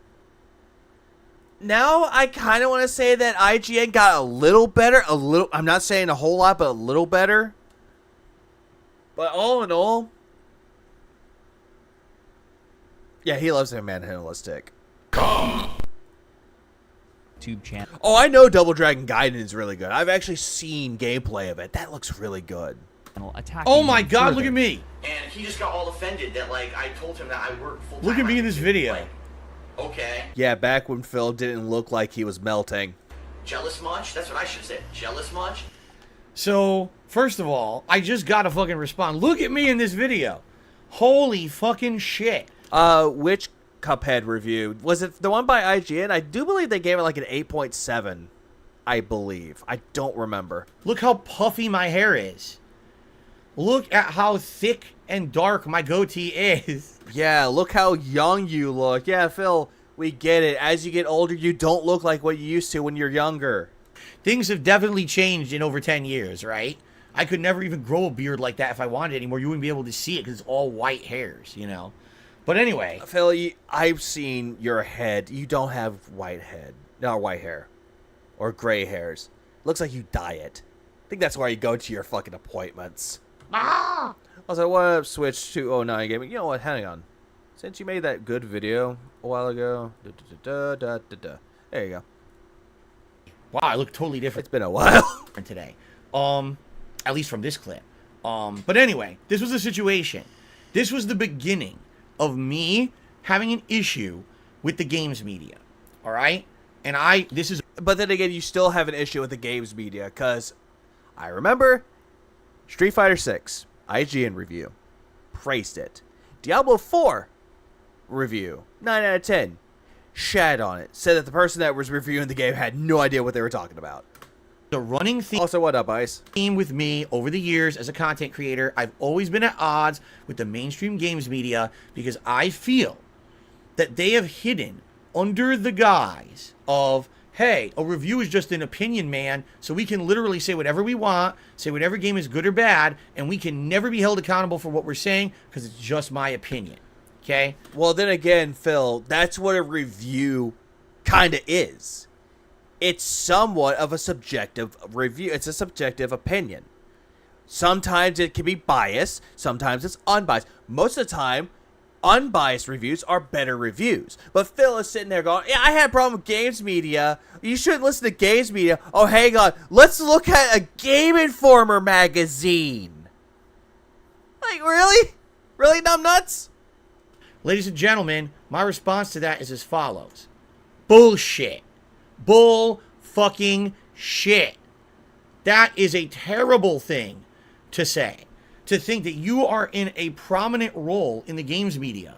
You're supposed to be reviewing a game for the public to know if they want to play it or not. And you just completely misrepresent the game, don't even understand it, throw out a crappy review that's very poorly done, and now I have no right to criticize you because it's your opinion? Are you crazy? Are you stupid? Yes, they're both. They actually act like that. They think that they can just do that shit. Okay, you know what? I'm going to go back to Double Dragon Neon. Let's go back to that, shall we? Let's go back. Reviews. PS3, 71 out of 100. 360, 66 out of 100. Nintendo, wait, Switch? Oh, it came out for the Switch. I had no idea. But anyways, the Switch, 76 out of 100.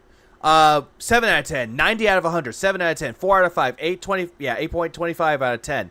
2 out of 3. 2 out of 3, yeah. 2 out of 5. 7 out of 10. 3 out of 10. 4.5 out of 5. 60%. 8 out of 10. 6.5 out of 10. 37%. It had somewhat of a generally favorable to mixed. Mixed to positive. So, Phil, you can always look at other reviews. To see if the game might be good or not. Then again, mixed reviews are usually good in some regard. Some. Due to the fact that there are some things that people might like, people will hate, or people hate, people will like. It's always good, man, but Phil's just looking at it going, eh.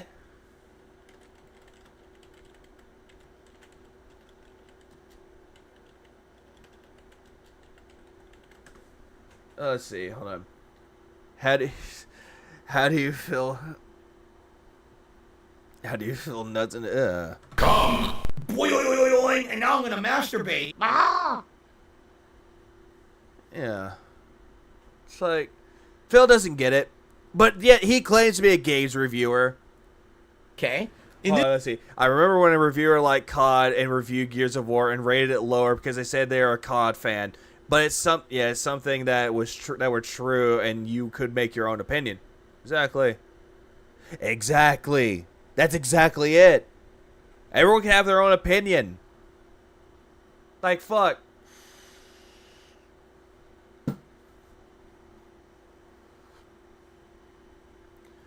Like, I played games like the action genre or hack and slash genre.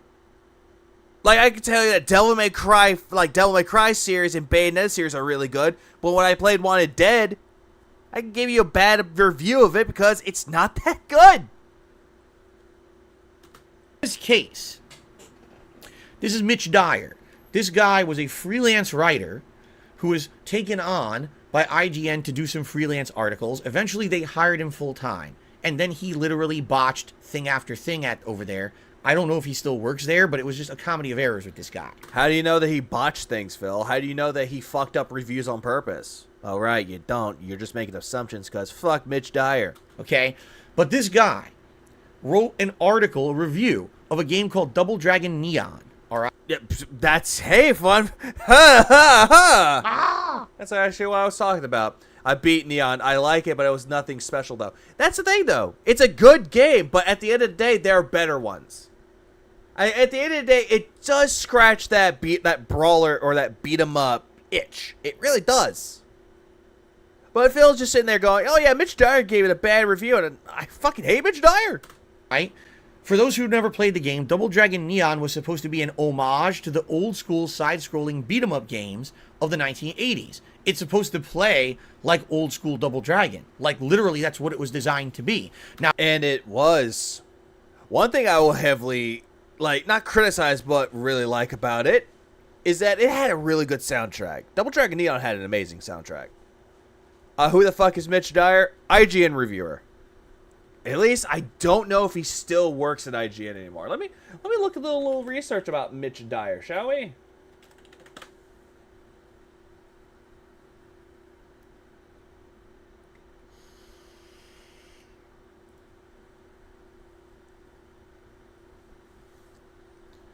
An associate editor, IGN Xbox. Started in 2011. Present, it says. And it looks like he's still around. Still working for IGN. Good for him. Please clap. I mean... Now, did it have modernized visuals and a few modernized improvements? Yes. Oh, he's not there anymore. Okay, because I think I read the wrong one. My bad. But for the most part... I wonder what he's doing now. I really want to know what he's doing now. The game was meant to be an homage. Imagine if there was a game called Super Mario Classic and it played like original Super Mario Brothers. That's essentially Double Dragon Neon. No.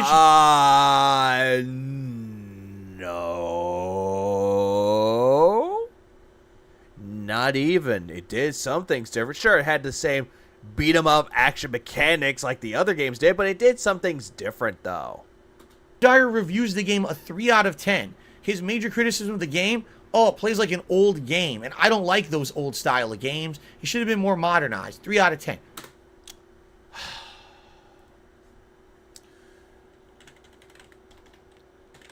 Why do I have to go back to this fucking review? Let's skim through the review, shall we? Let's see. Does it say anything about it playing like it? Let's see. Action beat 'em ups are deliberately too difficult to keep cutting up. Doesn't realize it. HD. 3D characters. 3D characters. 3D characters. 3D characters. Nostalgia. Co-op. Nothing about it being an old game. Or it should have been modernized. No, also big ups to WayForward. They're the ones that developed it. They did a good job. Dude, the game was made to be a throwback homage. That's the point of the game. Okay, you don't like it. If you don't like old games, why are you reviewing it? Then again, fucking Shovel Knight was an old school game based around, what was it? DuckTales with the shovel. It was supposed to be like an old NES game, but that game worked. That's like saying same thing with Double Dragon Neon actually working for a beat 'em up. I know I hate Chinese food, but today I'm going to order Chinese and review it and say it all sucks.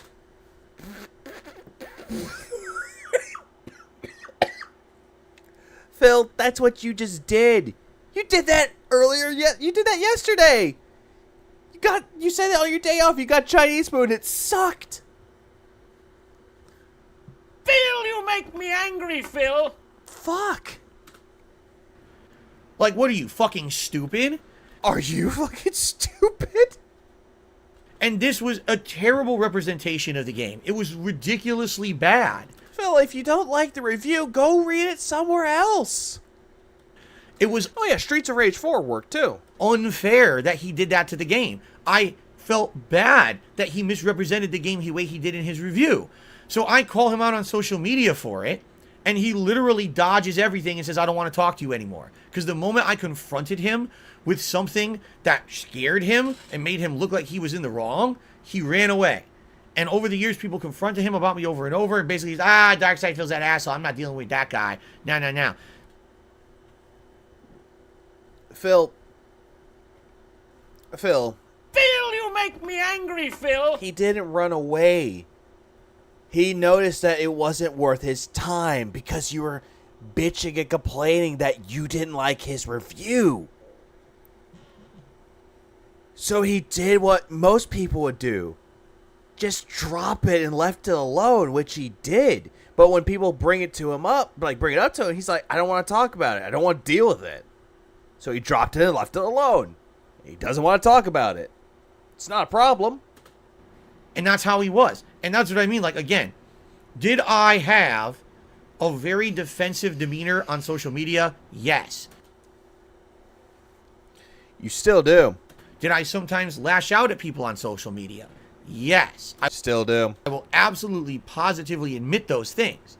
But another bad example. That Mitch Dyer example is terrible. That was a guy who was actually a jackass doing a disservice to a game, completely misunderstood what it was supposed to be, and rated it poorly, which might hurt the game's sales because he's reviewing it for IGN, one of the big, giant gaming media outlets.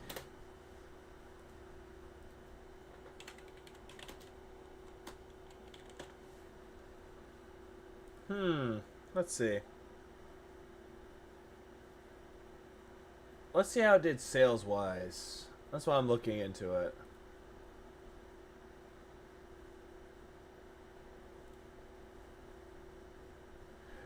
Trying to see how it did sales-wise.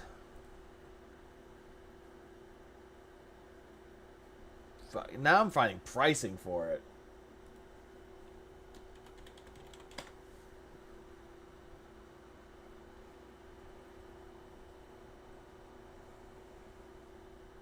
How many Double Dragons are out there? Shit. That's funny. And I'm supposed to just say, oh, I have no right to criticize this guy because it's just his opinion, man. It's like, no, fuck that. I called him out, and rightly so. And, you know, I have no idea, again, what happened. Obviously, he didn't really get any negative consequences. He got hired full-time by IGM and just continued to fuck things up over and over. Go figure. A couple shout-outs here. Snowcrawl tipped $1.50 and says, super interesting take. It actually really changed my perspective on... Hey, Snow Carl, we remember you. We remember Snow Carl. Some issues. What would you say is the biggest difference between old and new, Phil, in your opinion? What's changed? My ability to see from other people's perspectives. My ability to listen to feedback and try to weigh and balance it instead of just immediately dismissing it all. Oh, no, you fucking don't. That's the one thing you never fucking do. You never listen to feedback and you never balance it. So that's a bunch of bullshit. And basically now being very careful about the kind of things I say and realize that now what I say has weight because I could say something that really hurts someone. Back then I didn't care. Back then I really didn't give two shits. You still don't. I was like, oh, well, if you're offended, you're just a sissy. That was my mentality back then. And that was completely false. I should have never been like that. I should have been more open-minded and sensitive to what I was saying and doing, realizing that what I said had weight and power because I had clout on the internet. And you know, I really hurt a lot of people back then, I feel. Phil, you still believe that you have clout. You still believe that people believe your every word. That's why your dents are so gullible. And I hope at least people would believe that I'm not like that anymore. Okay? Still like that, Phil. Double O tipped me $1.50, and he says, do you remember in an E3 recap you did about Killer Instinct that Mitch Dyer covered? We all learned in real time during that recap, Mitch Dyer completely misreported the entire game's unlocking process. Yes, I remember that. I don't think he does. The only reason why he remembered it is because his chat brought it up. Mitch Dyer tipped $1.50 and says, Mitch Dyer left IGN, then he went on and started writing for games, including Star Wars Squadrons, Battlefront 2, and now he's written part of Gotham Knights. Well, I never played Star Wars Squadrons, can't comment on that. Battlefront 2 didn't really have a story, so I don't know what he wrote there, and Gotham Knights isn't out yet. So I guess I can't really comment on his writing, but I can tell you his reporting and reviewing is shit. The crunchy... So you're saying that his reporting is shit, so you're automatically criticizing his writing. Onion tipped $1.50, says, I don't think Mitch Dyer is a good example for Knudsen to use regarding your Twitter behavior at the time. I think your old tweets about Minecraft, yes, and people who play Minecraft, yes, would have been much better examples of what he's trying to show. That I will 100% fess up to. Phil, that wasn't the case here.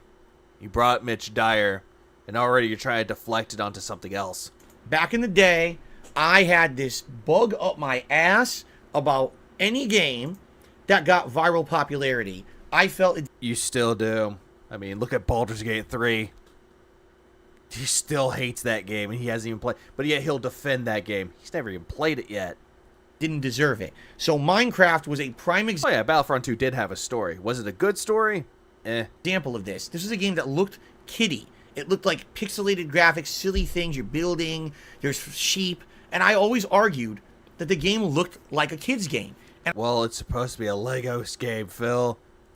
It's like a virtual Lego set. I can't understand why that game is the biggest game in gaming. At one time it was, not anymore. At one time it literally was the biggest game in gaming. Okay? And I would say really dumb things that were unqualified statements because I had never played it. Okay? I would outright insult people who played Minecraft, saying you're dumb, you're childlike mind, you're an idiot, you're immature. Like, why would you play that shit? Why, when there's many better games out there? Also, you had this mentality that if someone was playing it, you're playing it and jumping on a bandwagon.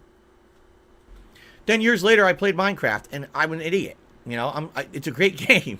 It's fucking really good. Oh, I heard about the Alphaism radio episode. Yeah, what was it? Stephen Alt covered that.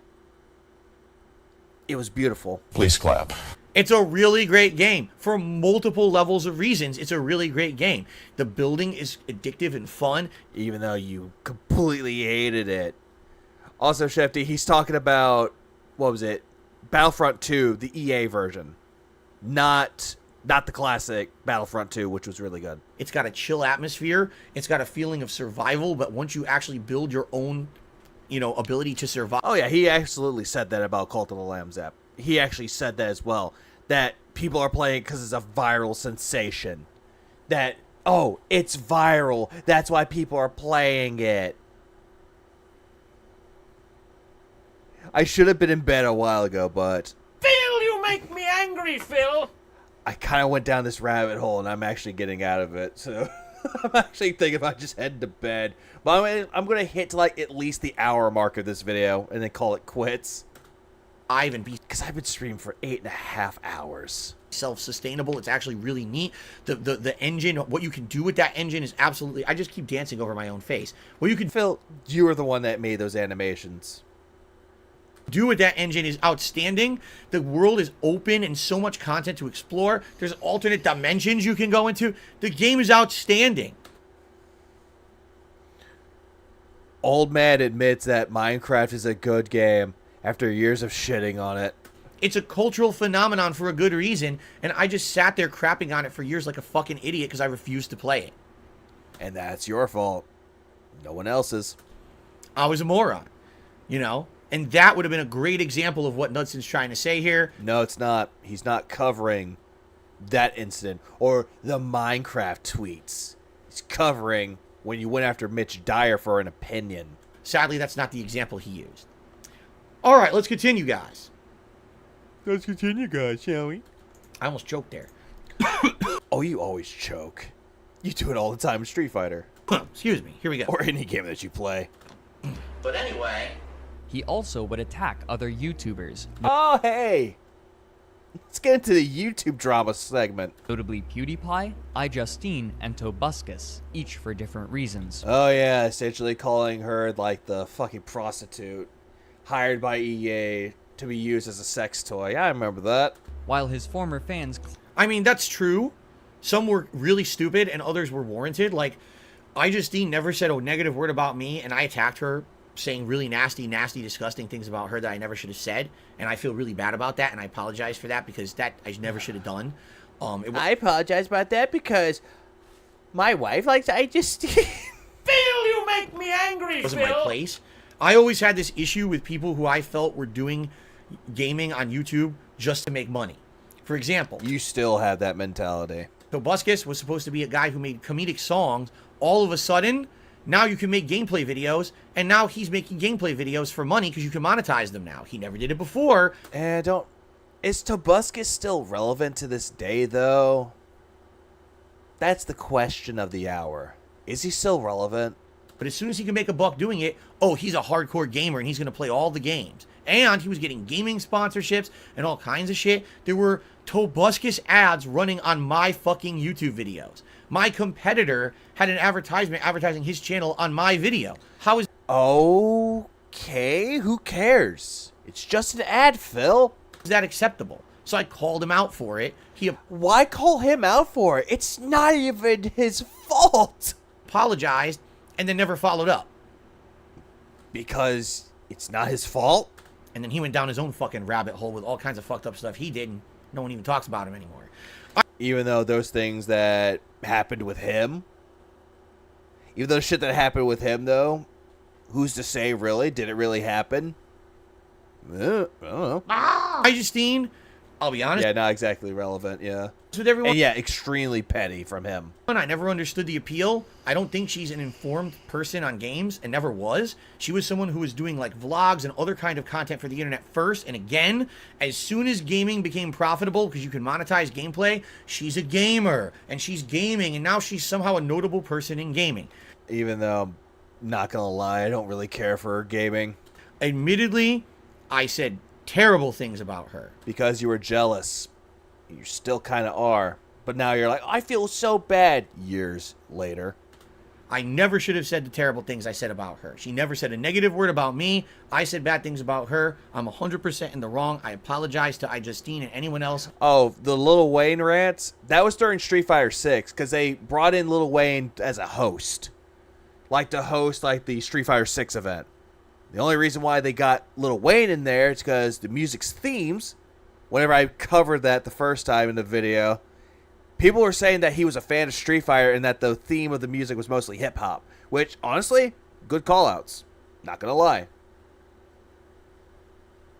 Yeah, he hates her because she's a woman who's more successful. Oh, absolutely. Please clap.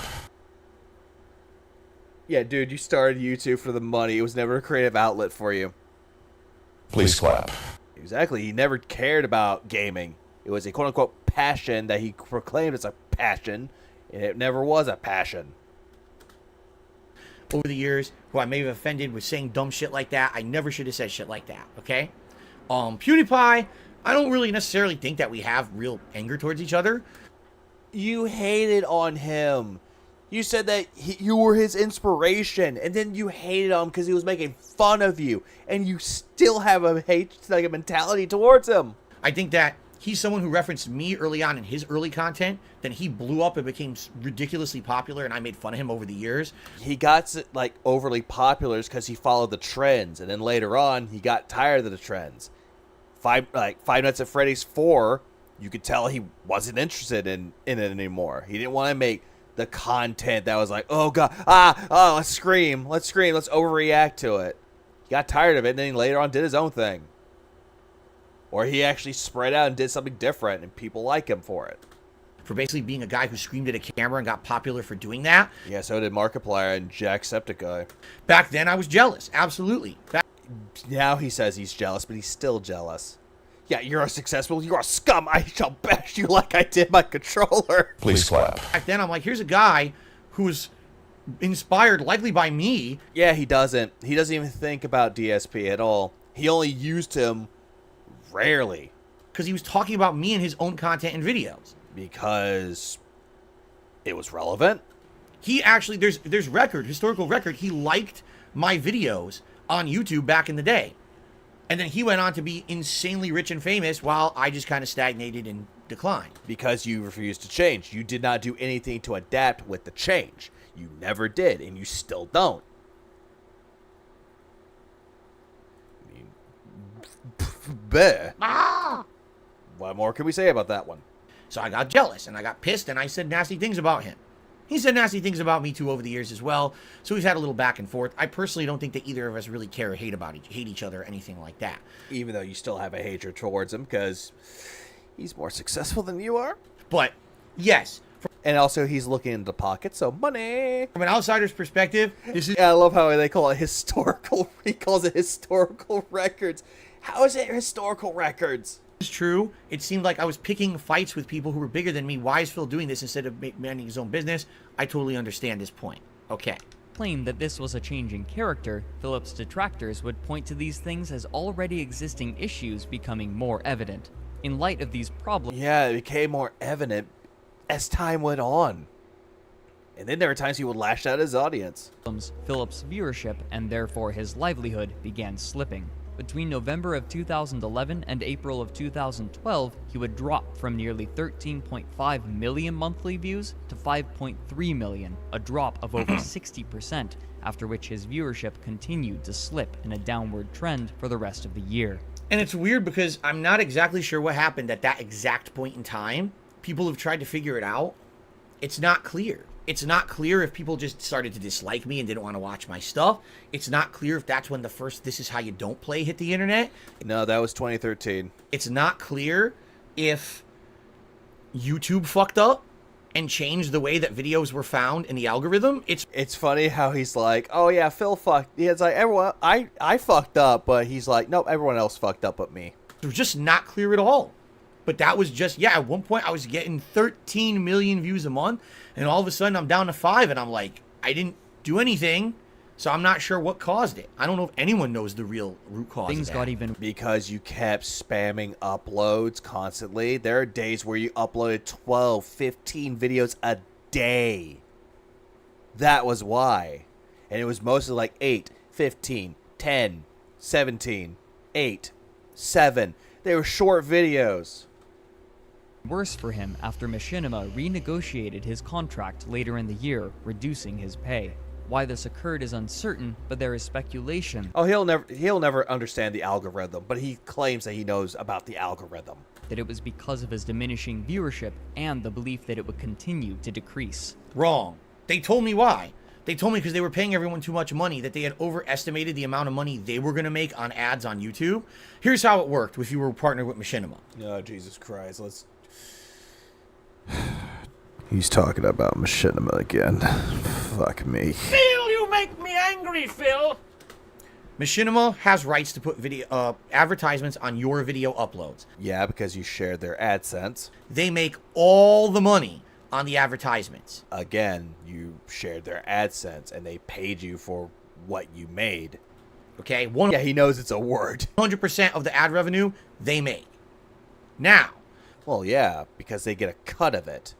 Based on the performance of your videos, they will pay you a flat rate per 2,000 video views that you receive. So, let's say, for example, my channel makes 10,000 views in a day. Let's say it was $5 per 2,000 views. Well, I made 10,000. It's 5 times 2, right? Do the math. I make that money. It's a flat rate of money that you're going to make. And the content creators really liked that formula back then. Did they, though? Then again, he wants to go by they liked it, but did they really? Because it allowed you to kind of estimate what you were going to get based on your views. Unlike ad revenue, one video might have tons of ads and make a ton of money. Another video might not get good ads and make no money. So you don't know what you're going to get on any given video at any time. Phil, even if you had ads on a video that's not getting a lot of hits, you're still making money based on ads. What Machinima did at the time, they did an average formula calculation. They said, oh, it looks like... Exactly. He needs to stop pig-splaining. On average, a video will make this much money if it's monetized. So we'll pocket all of that, and we'll pay the content creator a portion of it. And $2. Oh my God! Look at this. I don't remember exactly what it was. It might have been $2 per 1,000 views, $5 per 2,000 views. I can't even remember what it was anymore. It's so long ago. But basically, that formula made sense. You would make a flat rate. They would make more money on the ads, keep the excess revenue, and pay you whatever they had agreed to. So it was a working for everyone. Everyone made something out here. All right. But God, he keeps snorting in between of it. But yeah, that's how a contract works, Phil. That is exactly how a contract works. But yeah, he still doesn't understand how contracts work. But what ended up happening was, over the years, YouTube ads became less... Yeah, he never fucking remembers. But when he does remember, it's for when he's retconning his own history. Profitable. At first, they were really profitable. But then advertisers said, wait a minute, we're paying so much for these ads, and we're not seeing the kind of results that YouTube is touting that we're going to get for having ads on YouTube. We refuse to pay as much, or we refuse to buy as much ad space. So YouTube had to start making more competitive pitches to advertisers. Okay, you can advertise for less on our site. Well, if you're advertising for less, then the people who are watching the ads are earning. What Phil average view count on his stream? It depends mostly. Depends on what he's playing. Now he usually gets like 250, maybe 230, maybe up to 500-600, depending on what he's doing. Less per view for Machinima. Machinima was making way less ad revenue all of a sudden and was forced with a dilemma. Oops, we signed everyone up for these contracts where we said we would pay them this flat rate. The videos aren't even making that much money anymore on the ads. We're at a loss. They actually found a calculation for like 6 months. They were taking a fucking loss. How do you know that they were taking a loss, Phil? Did they tell you this? They were so dumb. Yeah, welcome to Business Side Phil, where it's all about business and it's maximum bullshit. They didn't even realize it. So they had to contact everyone panic mode in the middle of the year and say, hey, we need to renegotiate everyone's contract or else we're going to go under. We're actually going to go out of business because we have no cash flow anymore. So they... Phil, the reason why they would negotiate pay or negotiate contracts is to see who's making the most money and who's not. It's not hard to figure that out, Phil. They did. They renegotiated everyone's contract to make money. That's what happened. It had nothing to do with anyone's viewership. It had nothing to do with, oh, someone's being seen in a bad light. In fact... Yeah, was it in writing to use somewhere to use snort as your power move? I wonder if that was the case for Phil. It's like, okay, if you snort a lot, we'll give you extra money. In fact, everyone at Machinima took a pay cut. Literally everyone. Even the top guys took pay cuts, and they left. A lot of the top guys decided, we're not going to partner with Machinima anymore. We're going to go somewhere else. I thought the whole pay cuts thing happened in like 2016, maybe 2015. Like, he experienced the pay cut within 2016 or 2015. I forget what other year it happened. But he did experience that he had pay cuts, and then all of a sudden, 2017, the other pay cut, he wanted to speak to management, then presto, gone.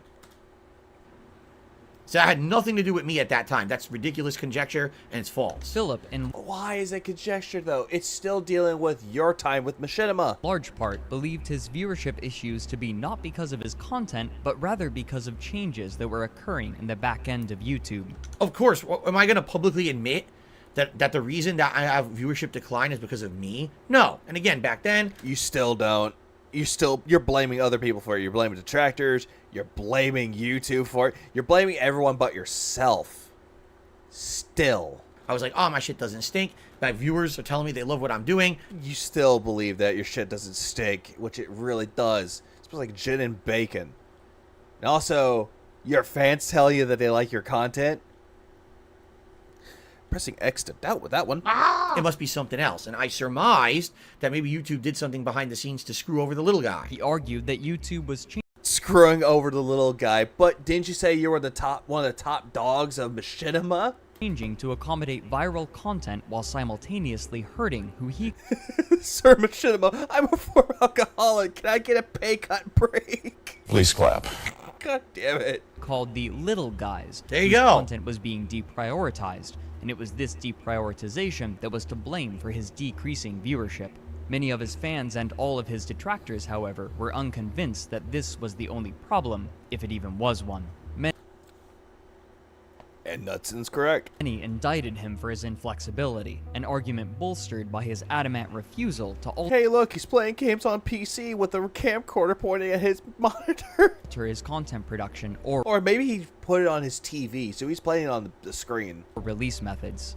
Sometime over the course of 2011, Philip had started dating a woman named Liana Hongen, known better by the pseudonym Panda Lee. While Philip's fanbase seemed He's getting uncomfortable looking at Liana. He is getting so uncomfortable. As soon as the name Liana, he had to... He's getting so uncomfortable looking at her. Right now. generally happy that he was now in a relationship, there was a subset who weren't so enthused. Yeah, he's getting so uncomfortable. It's like, Jesus Christ. He doesn't even refer to her by her name anymore. He just says, my ex.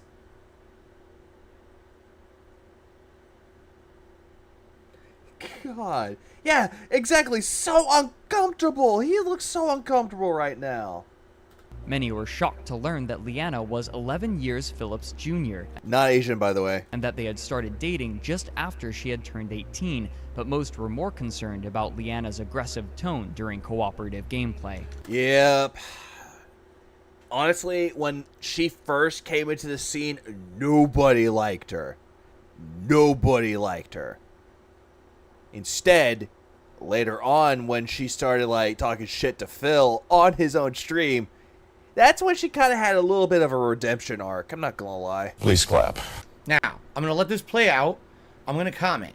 But I'm going to say this right now, okay? I'm not going to be doing anything crazy. I'm not going to be revealing tons of ridiculous stuff that's personal, and here's why. Phil, you did that when she went to the hospital. That's what you did. When she went to the hospital, you were telling her public, like her hospital trip to the fucking public. And you thought that that was A-O-fucking-K. Apparently, for what we heard, Nerd Brew, her soap business got better. She's actually engaged to someone that's better looking than Phil. And she's actually happier with her life.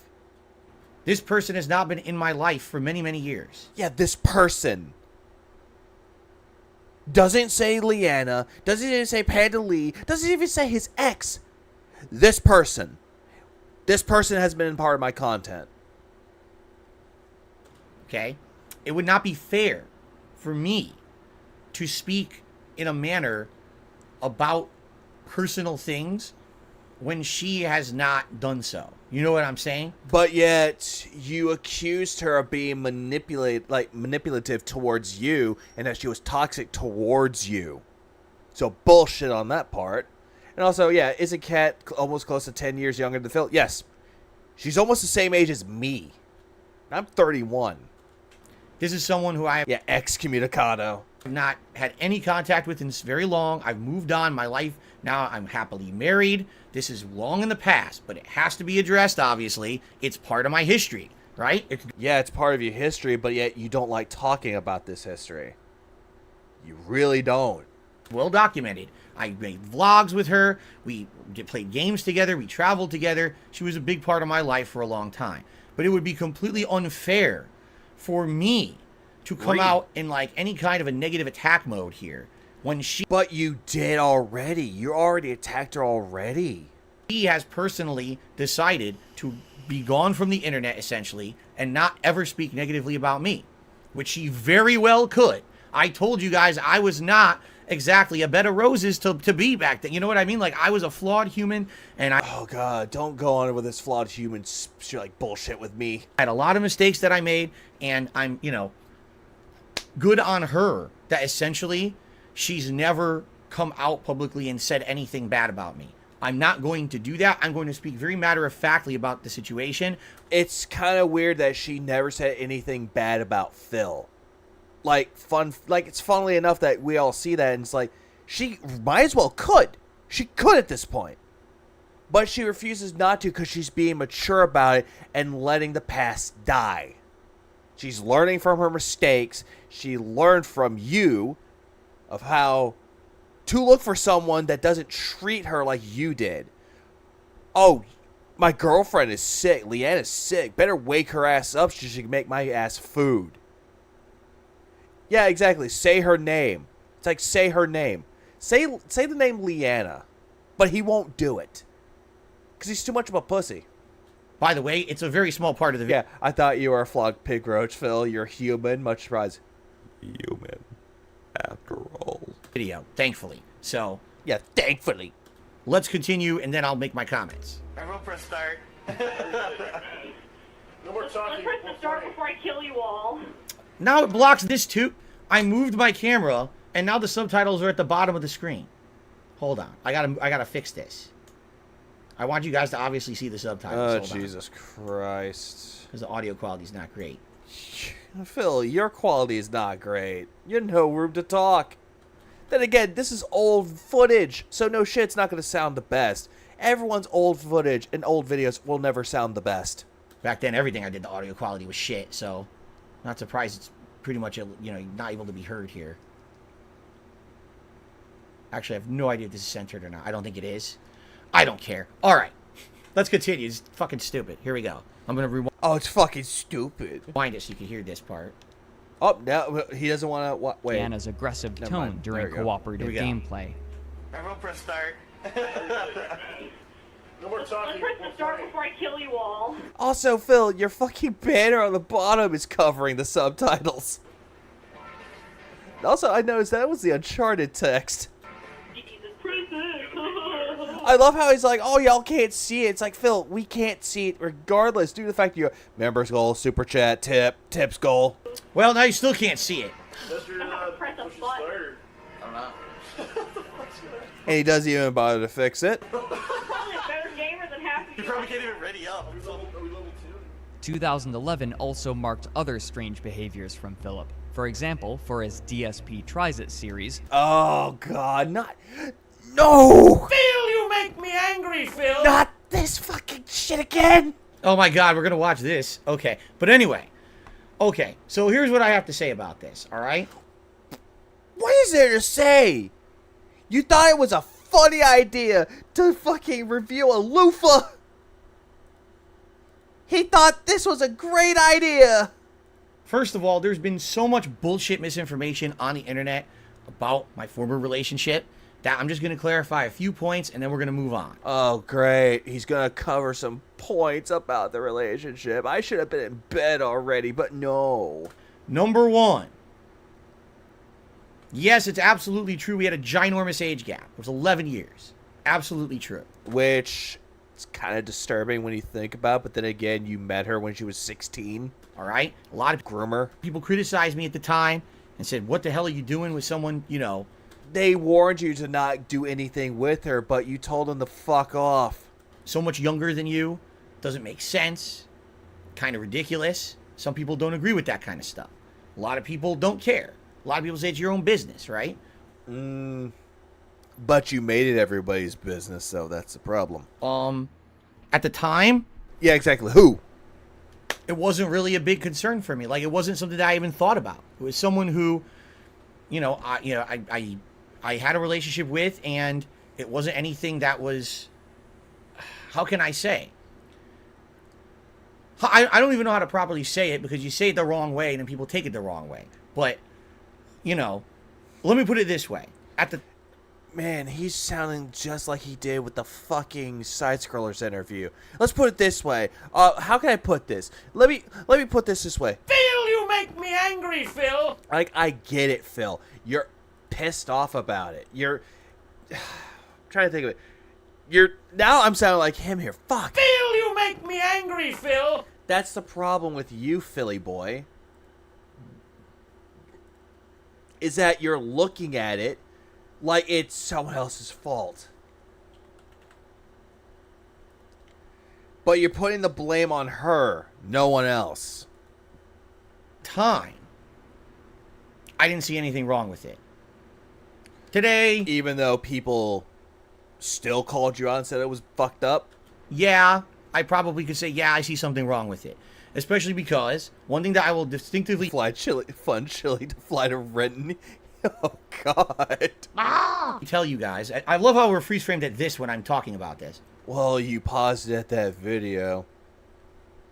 At least I'm not going, guys. We're almost at 100 likes. A bubble, bubbles. One thing that I will distinctively tell you guys, a difference here is that at first we were of like mind, and then as we were together longer and longer, that's basically why we grew apart. Because we were basically kind of like two different age ranges and generations, you know? No, it's because y'all fell out of love with each other because she wanted other things and you didn't. She probably wanted to have kids with you and you told her no. I was in one mindset where I wanted to go with my life, and she was in a different... Oh God. Oh God. Oh fuck. It's that time. It's that time. Maybe not that. That's no, thank you.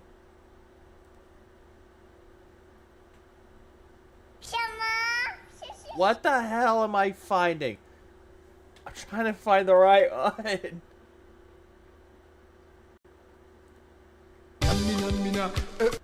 Can I mute this? Can't mute it. Man, I hate YouTube sometimes. Ah, God damn it.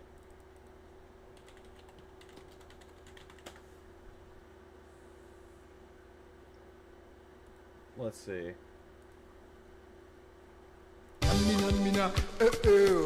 I hate it, but you know what? Fuck it. It's time for Bubble Blow.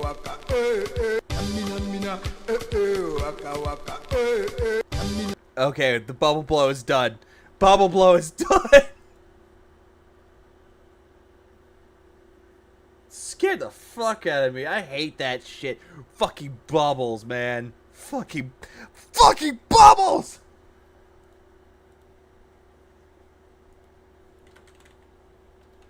Hang on.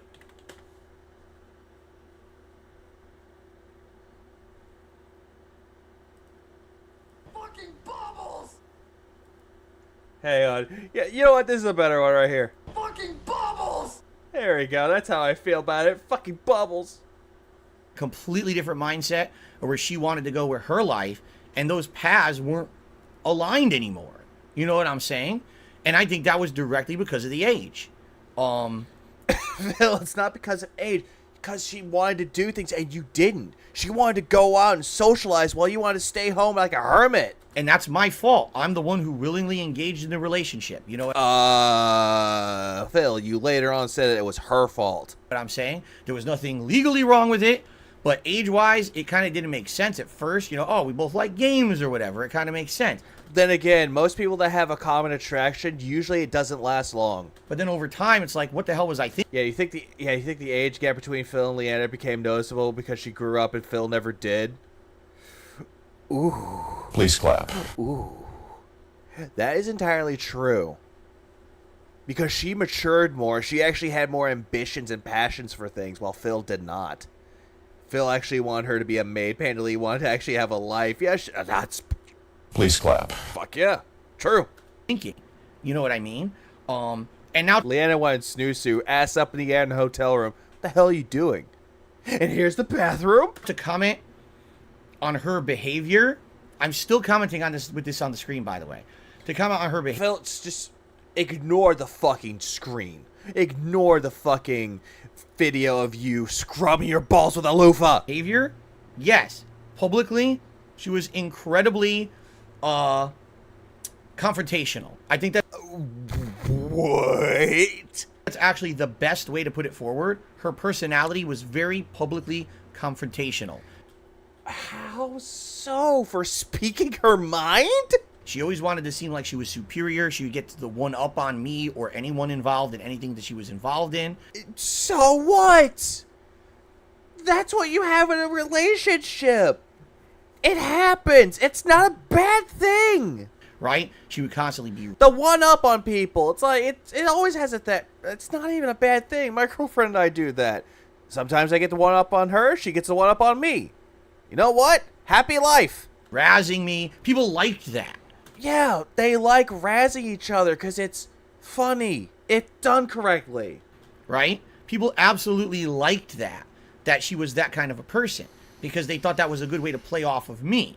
Normally, I was the only guy involved in my content, or I was the alpha of the content. You know what I mean? Like, I was the one in charge. All of a sudden, there was an off play of that. Yeah, that's not a bad thing, though. If you have good chemistry, it should work. But you're just describing it as, oh, she tried to one-up me to be my co-host, and that didn't work. I'd rather do it alone. And people thought it was like two conflicting personalities. They saw uncomfortableness sometimes when we made a video of gameplay together. And how's that a problem? There's a podcast that I listen to called the Who's Right Podcast, where essentially two guys are talking. They're confrontational, figuring out who's right in this discussion.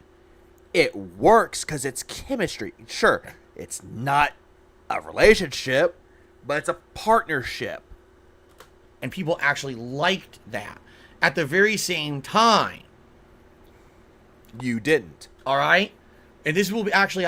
Yeah, he wanted a robot that was compliant to anything that he wanted. Hey, suck my dick. Yes, Phil. Yes, master. Oh, hey, make me food. Yes, master. Go make me money. Yes, master. That's what he wanted. He wants someone he could easily manipulate and control. And as soon as he can't do it anymore, he had no use for her anymore. Believe be addressed a little bit later here. All he wanted was a mommy. That's all he wanted. He wanted someone to take care of him, like a maid, but also his mom. Every single time that he calls Kat his wife, he always refers to him as Mom. Really makes you wonder. But we're coming up to it. I will say this. I 100% take responsibility for the fact that if she was ever in my content and was deemed offensive, that's my fault. Wow. How is it your fault? Then she's her own person. She can apologize for anything she wants to. Will she? No. Probably won't. It was my content. Does not matter. Irrelevant. I can argue a million ways to Sunday to try to defend myself, but I feel that's an indefendable position. You don't even know how to defend yourself. Unless you're using your convenient tools like stress, depression, and that's the detractor's fault. Or alcoholic. That's another one. Use a lot. Things like tools that you use. Words that you use to weaponize. It's my channel. It's my videos. It's my content. It's my streams. I am the one ultimately in control of my content and, quite frankly, my life. I was the one who actively made the decision. When he talked about what he did on 9/11, he almost called his mom his wife. Phil, you make me angry, Phil. I really don't want to talk about fucking 9/11 anymore. I really don't. It was a terrible event. The people that sacrificed their lives on 9/11, or the people that died during 9/11, they will be remembered. An ode to the fallen heroes. To the fallen hero is a great song by God Forbid. Speaking of God Forbid, are they still around? I heard that they were coming back. For those that don't know, God Forbid is a metalcore band. Oh, they are coming back. But are they making a new album? Okay, probably not. They're probably just going to do live shows. But they came back. That's nice. Decisions. Oh, he is always his own worst enemy. To have my ex as part of my content. Oh, hey, now you call her a title. The X.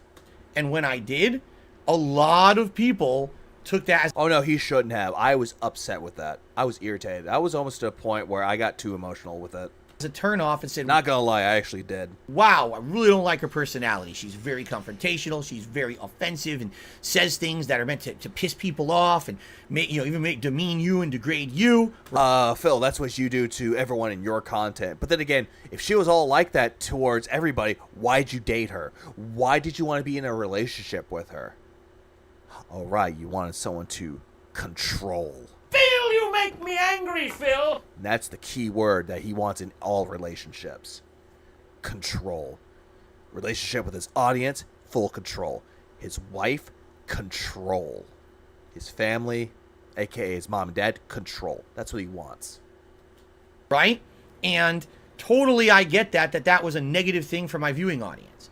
It was not really. If people actually like the razzing. My fault. 100%. Yeah, no. You will never believe that this is your fault. You'll still cast blame onto someone else. That I did that and put that as part of my content.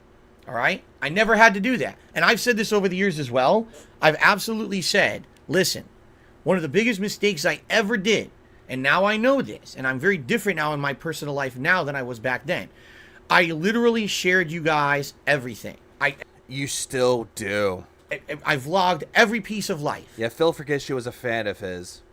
She learned how to act in videos and on stream from Phil himself. So obviously she turned out like a Phil clone in his content. I went to a store, I vlogged it. I went on vacation, I vlogged it. Yeah, because you thought that would make good content. So it's entirely your fault in this case. You did it on your own. 8 for DSP Tries It. I vlogged it. I took a shit. Okay, I didn't vlog shitting. One time I pretended. Hey, scat joke. To shit, but I didn't actually vlog my shitting. But fly fucking scat joke. You like that, Derek? You understand what I'm saying? Like, everything was shared with the public. And when I shared everything with the public, I had no private life anymore. So now, Phil, you started making content on the internet. You started getting personal with people. You started going on about your personal life to the public. Therefore, it added on to your public persona. And that's the thing, though. Even though he says it's a character, DSP, Phil Burnell, is a public persona. An infamous one. Notorious for being terrible. That's all that this is. It's a way for him to make people feel bad for him, to feel sorry for him. It's like, oh, it's my fault I did that.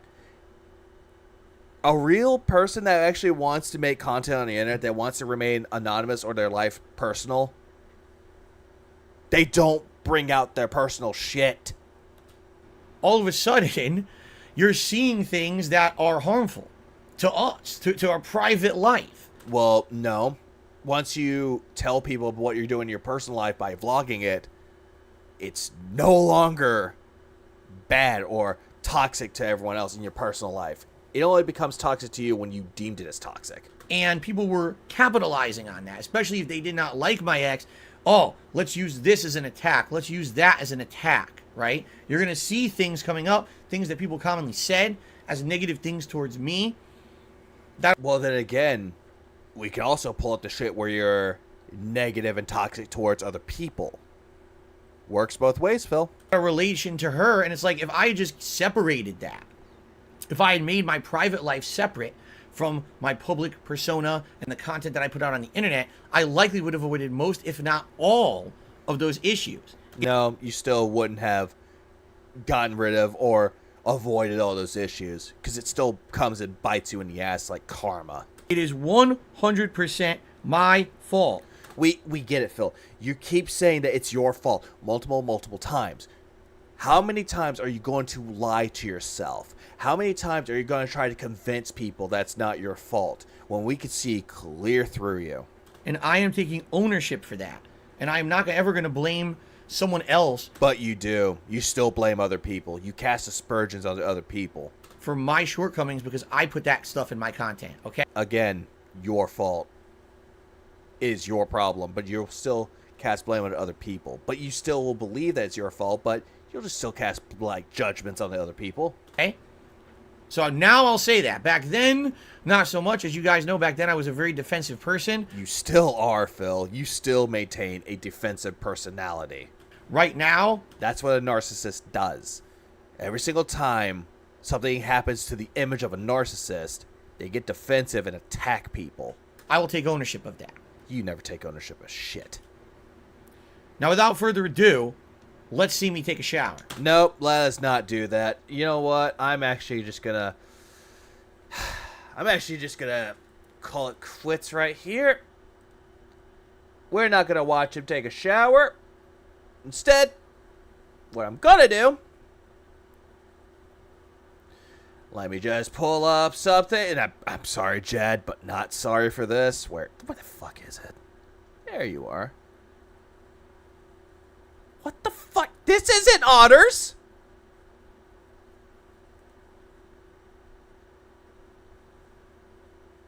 The hell is this? The hell is that? This isn't Otters! I think they used the wrong one. You know what? Fuck it. I'm going back. Where are the pandas? You know, perfect timing that I mentioned Otters.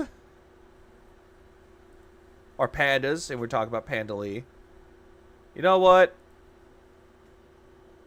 Go to bed. I'm going to try and take a nap, dude. Leave me alone.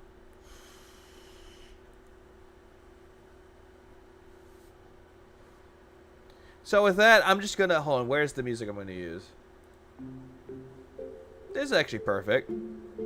Stardew Valley, smell of... Yeah, the smell of mushroom. The fall theme is great. And with that, we are done. There we go. I thought I had it on pandas for a minute, but I don't. So, what I'm going to do, I'm actually going to transfer y'all over to Ice. Or Ice Yamamoto. He also does fill content. Please clap. And with that, I've been streaming for about 9 hours. Like, 9 hours and a quarter. Is it WPIG time yet? No, it's not time for Jahad. That's usually later in the night. They might have something up. Let me see if they have like a little notification for WPIG. Let me see. No, they had something with Indrid. Taco-chan. No, they got nothing yet. So, the fuck is that? That pandas. Since we're talking about pandas. But yeah, I've been streaming for 9 hours and a quarter. But with that, I'm heading off to bed. Everyone have a good rest of y'all's day, rest of y'all's night, afternoon, days at work. Keep it real, you beautiful people. Enjoy IC Yamamoto's content because he's a good dude. He deserves a lot more attention as well. But with that, take it easy, everybody.